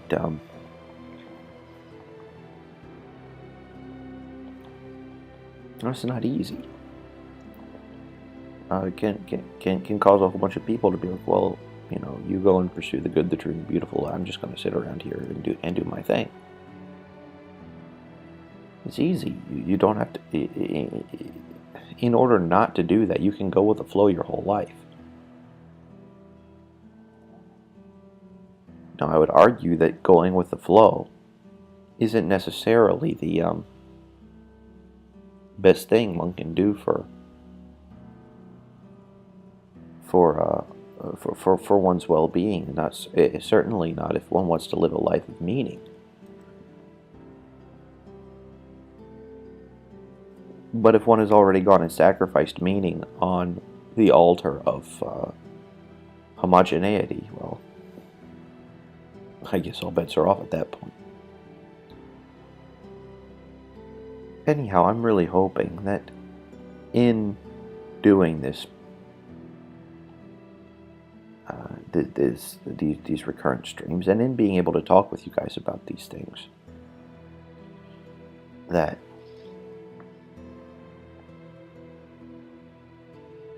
you do want to go and think about the good and the true and the beautiful, and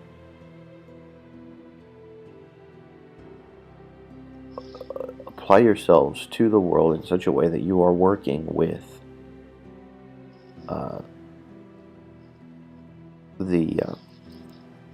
I suppose the laws that nature's put there, using them to your advantage, having an understanding of what's going on,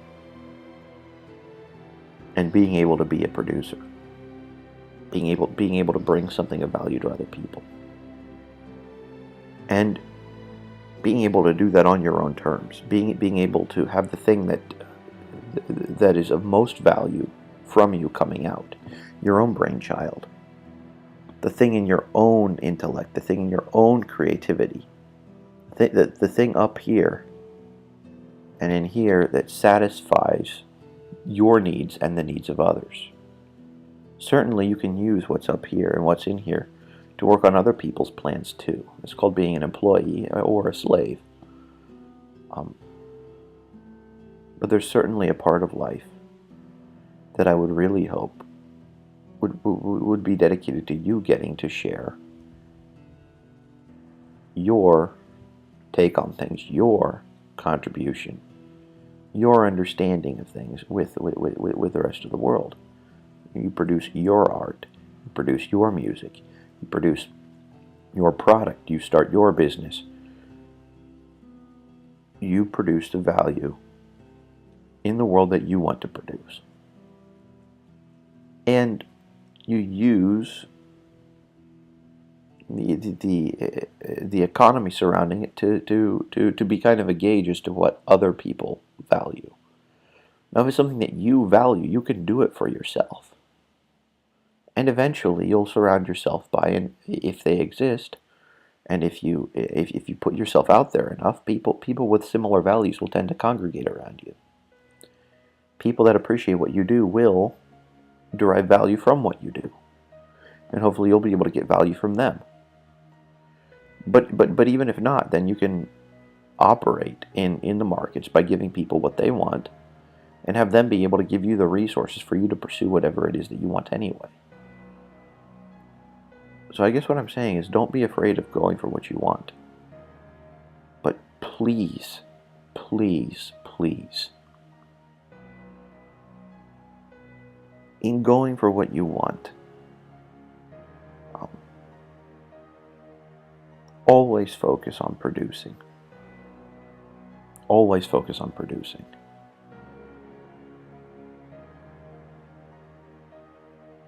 You can, of course, want to consume something.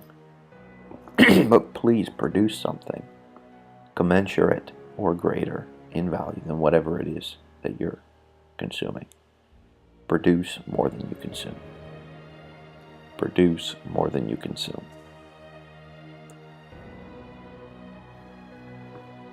That is, if you actually do care about the world and your progeny. I mean, if you don't, then just let everything go to hell. I mean, that's another option you have.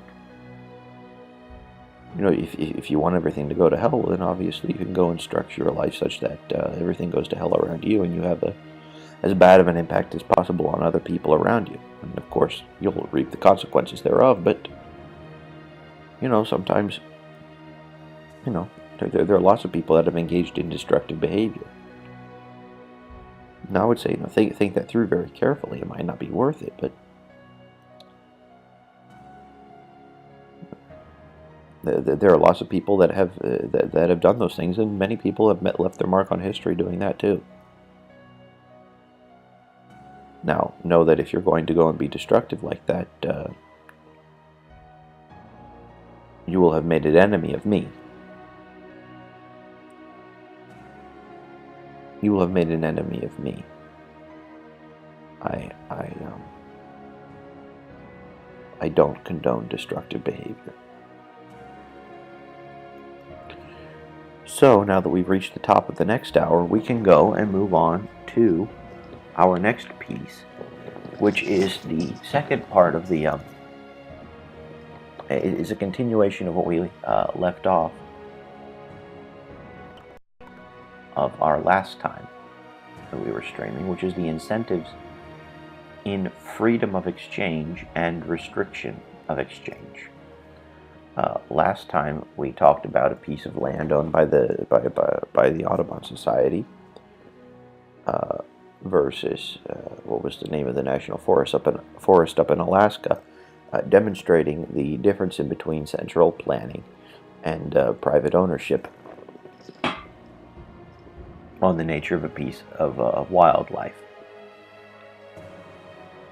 And now we talk about should competent adults be allowed to exchange freely with one another? That is, should we be legally permitted to exchange our property and services with one another on mutually agreeable terms? Most of us would answer yes to the question when it's asked this way. In principle, we believe in freedom of exchange. People should be allowed to do as they see fit with their own, as long as they don't harm anyone else. And they should be allowed to decide the terms on which they interact with others, of course. But though most of us support freedom of exchange in principle, many reject it in practice. They support particular restrictions on exchange.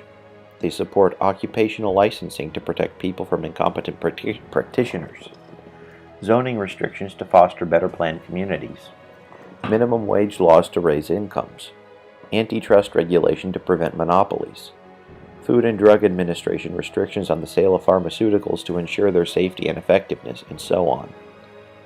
All of these practices restrict freedom of exchange. They prevent competent adults from exchanging their property and services on mutually agreeable terms. When people hedge their commitment to freedom of exchange and support some restriction of it, they usually do so because they believe the restriction will make people better off. They believe unrestricted freedom of exchange would harm people. This section argues that this belief has it exactly backward. In practice, restrictions on freedom, even when well-intended, almost always make people worse off. Why? Because when government force may be used, those who are able to control that force have little incentive to consider the well-being of others and to get the consent of others. They can just use that force to their own advantage at others' expense. Conversely, unrestricted freedom of exchange, so long as it's peaceful and not fraudulent, gives people a strong incentive to consider others' wants, as doing so is the only way to get what they want. Freedom of exchange and freedom to refuse unwanted exchanges thereby unleashes powerful market forces that regulate very effectively in the public interest. Let's illustrate the dangers of allowing governments to restrict freedom of exchange with a story about hairdressing. In every U.S. state, in order to cut or dress somebody's hair for pay, a person must first obtain a cosmetology license from that state. Generally, one must go to beauty school or serve an apprenticeship and then take a qualifying test. Once one has the license, one may practice. Without it, one may not. The avowed purpose of hairdresser regulation is to protect the public health and safety. Hairdresser licensing interferes with freedom of exchange. It is not enforced by invitation and polite request. Like all regulations, it is enforced by the police. If someone is caught dressing hair without a license, the practitioner can be fined and her practice shut down, even if the hairdresser and her customers both desire the transaction. They are not free, under the law, to exchange money and hairdressing services as they see fit. Now, apply our quick public choice analysis to hairdresser licensing. What groups are most affected by licensing, and what are their incentives? Hairdressers themselves are the group most affected, of course. Let's illuminate their incentives with a story. In the mid-1980s, I was speaking to an 8th grade history class in Baltimore describing some of the problems with occupational licensing that Walter Williams describes in The State Against Blacks. I was explaining Williams' claim that hairdresser licensing is often stacked against low-income people when a thoughtful-looking black student in the third row raised her hand and said, "That happened to me." Her name was Charissa. She told us that one of the 5-year-olds in her neighborhood was having a birthday party, and the girls going to the party wanted their hair done in gold braid. That involves braiding the hair close to the scalp, weaving gold thread through the braids in decorative patterns, and then curling the bangs in front. Charissa was good at it, and because she wanted to buy a new outfit, she dressed some of the little girls' hair for $5 each. In all, she braided the hair of about 10 children, some at her house and some at the children's houses. She estimated her income at about $50 and her expenses for gold twine and styling gel at about $6.75. She netted enough to buy her new outfit, but that's not the end of the story. A neighbor stopped Devin one of Sharissa's young clients on the sidewalk one day and asked, "Who did your hair for you?" "Rissy did it," said Devin. That night, Sharissa's mother received a call from a neighbor. The neighbor said she had heard that Charissa was doing hair without a license. That was illegal and she should stop. Charissa's mother reluctantly told Charissa to cancel her other appointments. "We don't want any trouble." Charissa found out later that the woman who had stopped the child and asked, "Who did your hair for you?" has a niece. A licensed hairdresser who had a $32 appointment canceled by the mother of one of Charissa's 5-year-old clients. On the basis of this story, what would you say is the actual purpose of hairdresser regulation as opposed to its official purpose, if in fact there is a difference? In trying to understand the effects of government regulations that interfere with free exchange, concentrate on the incentive those regulations generate. Ask yourself, where hairdressers must get a license from the state in order to practice, what are the incentives for licensed hairdressers with respect to licensing? Do they want more or less restrictive licensing? As the case of Charissa and her little neighbors shows, the actual effect of licensing is to hinder competition. It blocked Charissa from earning some income. It forced the 5-year-old's parents to pay 6-fold higher prices, and it protected the income of the licensed hairdresser. This effect in Charissa's neighborhood generalizes to all licensing everywhere. Licensing blocks competition and thereby supports the incomes of the already licensed practitioners. Accordingly, and this is crucial, the existence of licensing gives licensed practitioners a strong incentive to support licensing requirements that are strict and strictly enforced, regardless of their effect on the public health and safety. The actual purpose of hairdresser licensing is to block competition in order to raise prices that licensed hairdressers can charge. This fact is clear from the details of the licensing regulations, which include a few obvious requirements pertaining to health and safety, but mostly restrict who is allowed to practice. In relation to supply and demand, these restrictions reduce the supply of legal hairdressing, shifting the curve up and left, consequently raising the prices we must pay for it. Hairdresser licensing illustrates what economists call the capture of regulation. The basic idea is as follows. Whenever governments regulate a particular industry, the dominant enterprises within that industry are strongly affected by the regulations. Accordingly, they have a strong incentive to influence those regulations in their own favor. They strive to influence the regulators and regulations acting through their industry associations and lobbyists. Eventually, they come to direct the regulatory process more or less.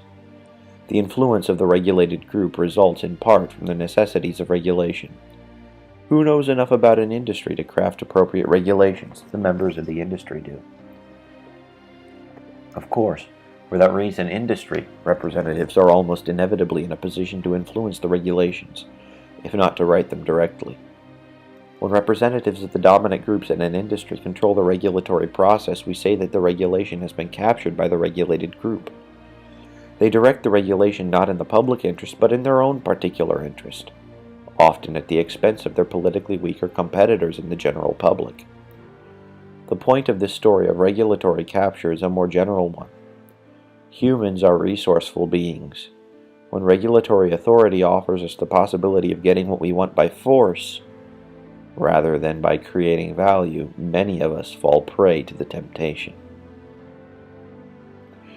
Government intervention in any area of human relationships carries a serious risk of coming under the control of a special interest group because it introduces force into those relationships.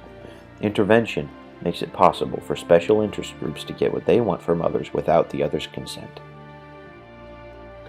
The sheer availability of legal force creates a nearly irresistible incentive for people to use that force to personal advantage. They organize, they lobby, they manipulate the governmental force for personal gain, disregarding harm to others.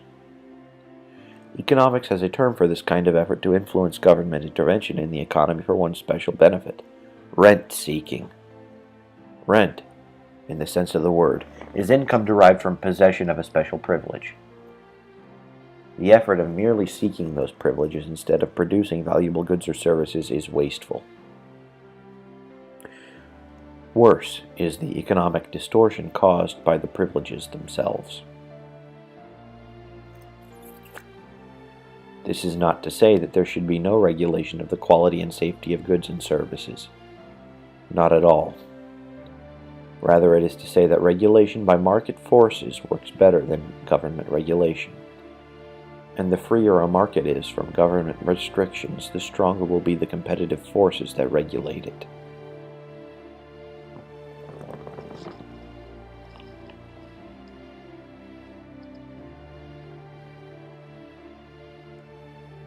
Regulation by market forces works. Regulation by market forces is good. Because if you have a bunch of competent adults that are making decisions based upon their own self-interest, you're not going to need the government to regulate the finance industry. People will quickly learn not to give their money to morons. And much less,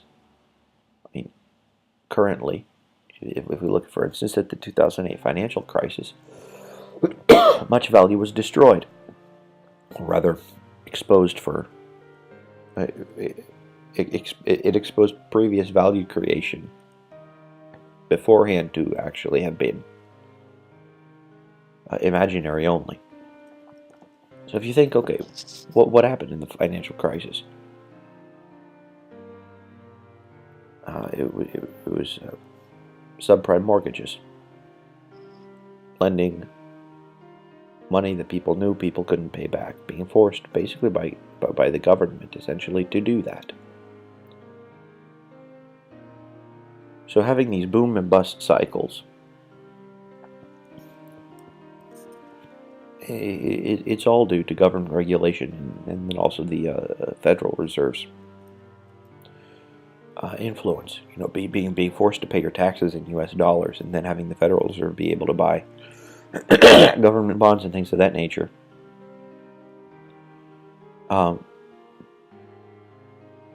Serves to generate and exacerbate market cycles. And having centralized planning dictating where money should and should not go will inevitably cause value to be distributed wrongly, misinterpreted, and all sorts of other things, because price signals are interrupted. Price signals are interrupted. So going back to the thing about price being a signal for what people should be doing in the future, if we wind up basically having interest rates as a price, it's the price for leveraging money.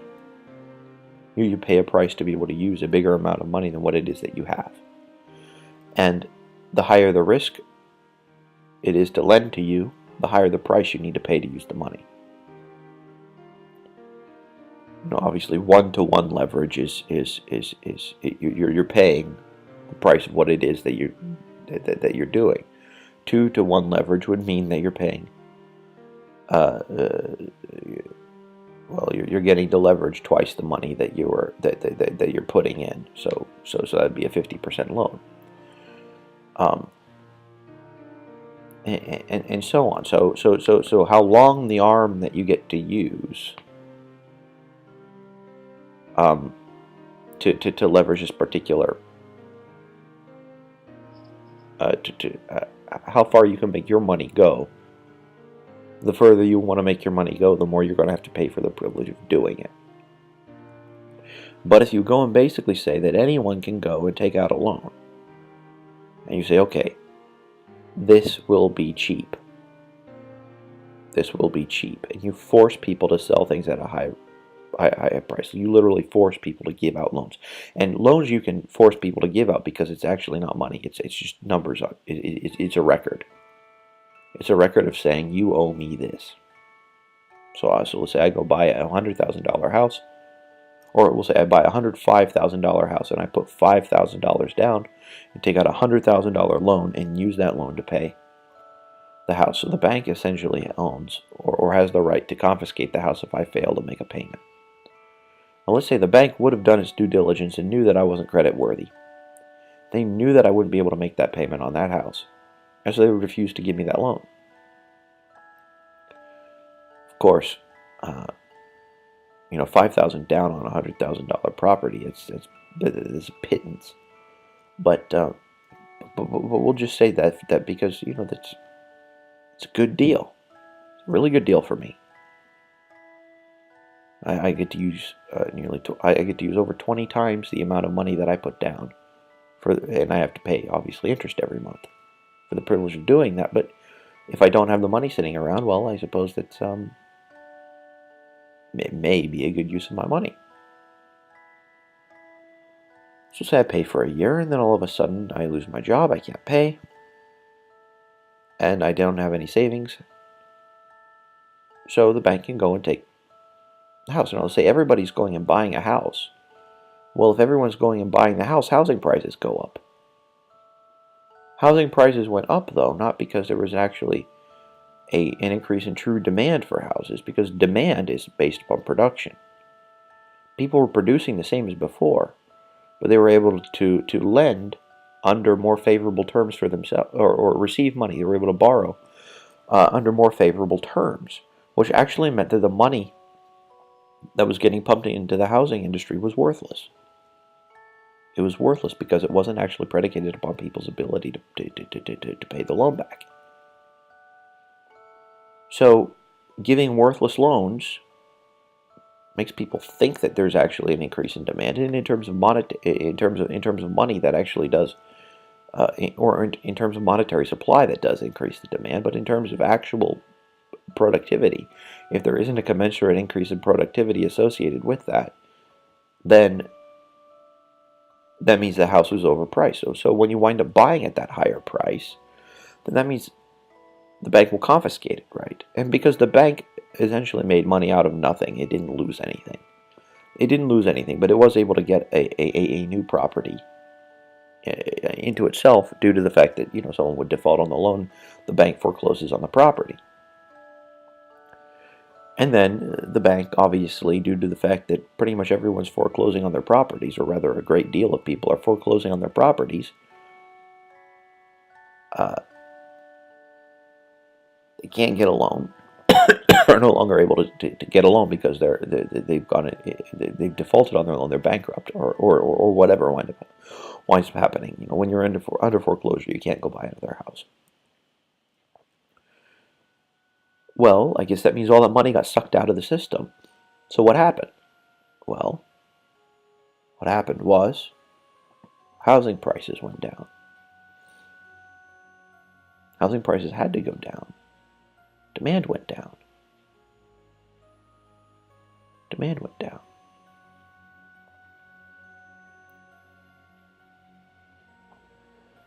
Because an awful lot of what people thought was actually wealth wasn't. A lot of what people actually thought wealth was not there to begin with. It was fake.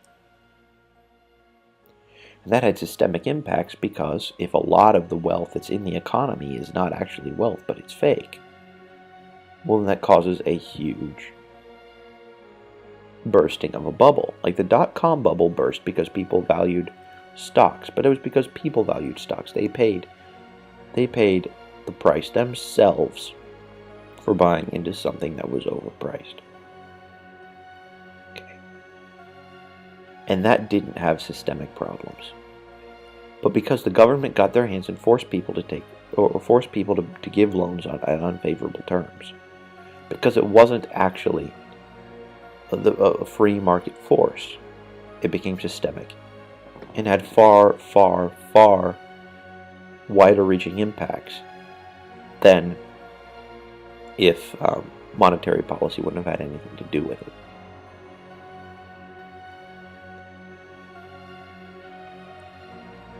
So, going back to this point that I was trying to make earlier about if you actually want to be destructive, well, go destroy your own life. Don't destroy the lives of others. Because if you try to destroy the lives of others, you will have made an enemy out of me. And if you want to go and actually produce something, don't do it in such a way as to shield yourself from the consequences. If you value something, that's fine. But don't force other people to subsidize idiocy. Don't force other people to subsidize idiocy. Engage in voluntary exchange with people. So basically what I'm saying is don't be a leech. And I absolutely hate it. Because ultimately, you know, it's one of these things that if you live in a particular society, then there are terms that you interact with. So it's like if someone believes that taxation is theft and they're offered Social Security to get a portion of the money that you paid back into the system back, well then, yeah, you'll take it. My wife, I mean, it's technically it's in her name because she's the mom, takes a subsidy for the kids that we have. Right, and I hate saying it, but it's ultimately, okay, if you wind up paying taxes into the system, well, like especially value-added tax. Value-added tax is horrible. It's nearly a third. It's nearly a third of the value of something is paid in taxes to the government, and that's on top of income tax and all other manner of things thrown upon the citizenry. You know, having a public sector that's bigger than the private sector is bad. But what I'm saying is that, in as much as it depends on you, produce. Produce, produce, produce, produce, produce. Produce.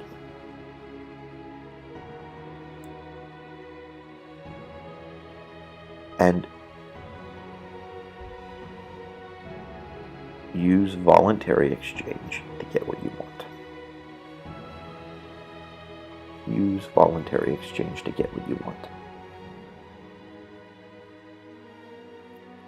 And yeah, that might mean that you live a difficult life.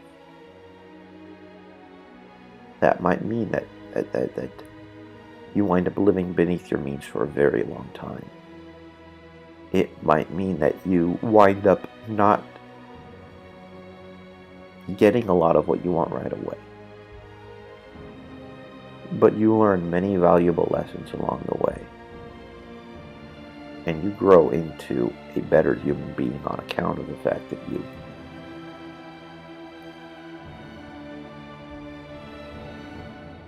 do these sorts of things. Or not. I mean, it's your life. It's your life. But it's definitely something worth considering. It's definitely something worth considering.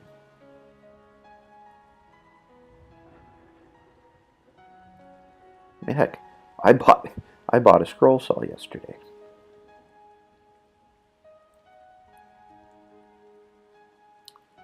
Why did I buy a scroll saw? I bought a scroll saw so that I'd be able to go and produce.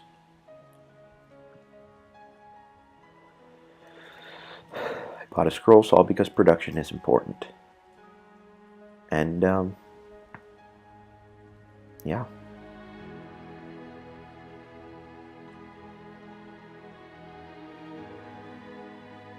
I know it might sound very silly to many of you, but at least to me, the idea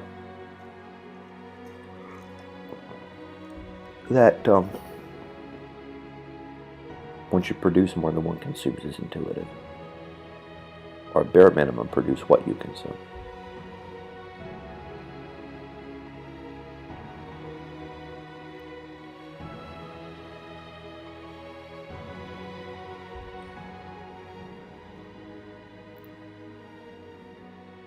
And right now I'm in a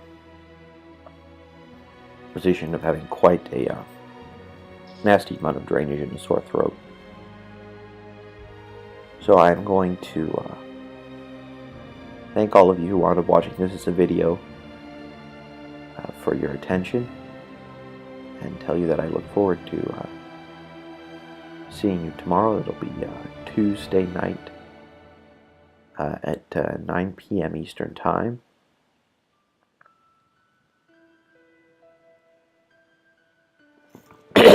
from 9 to midnight. Steven should be joining in, assuming that he's feeling well enough, and we'll be able to have some interesting discussions. See you guys later.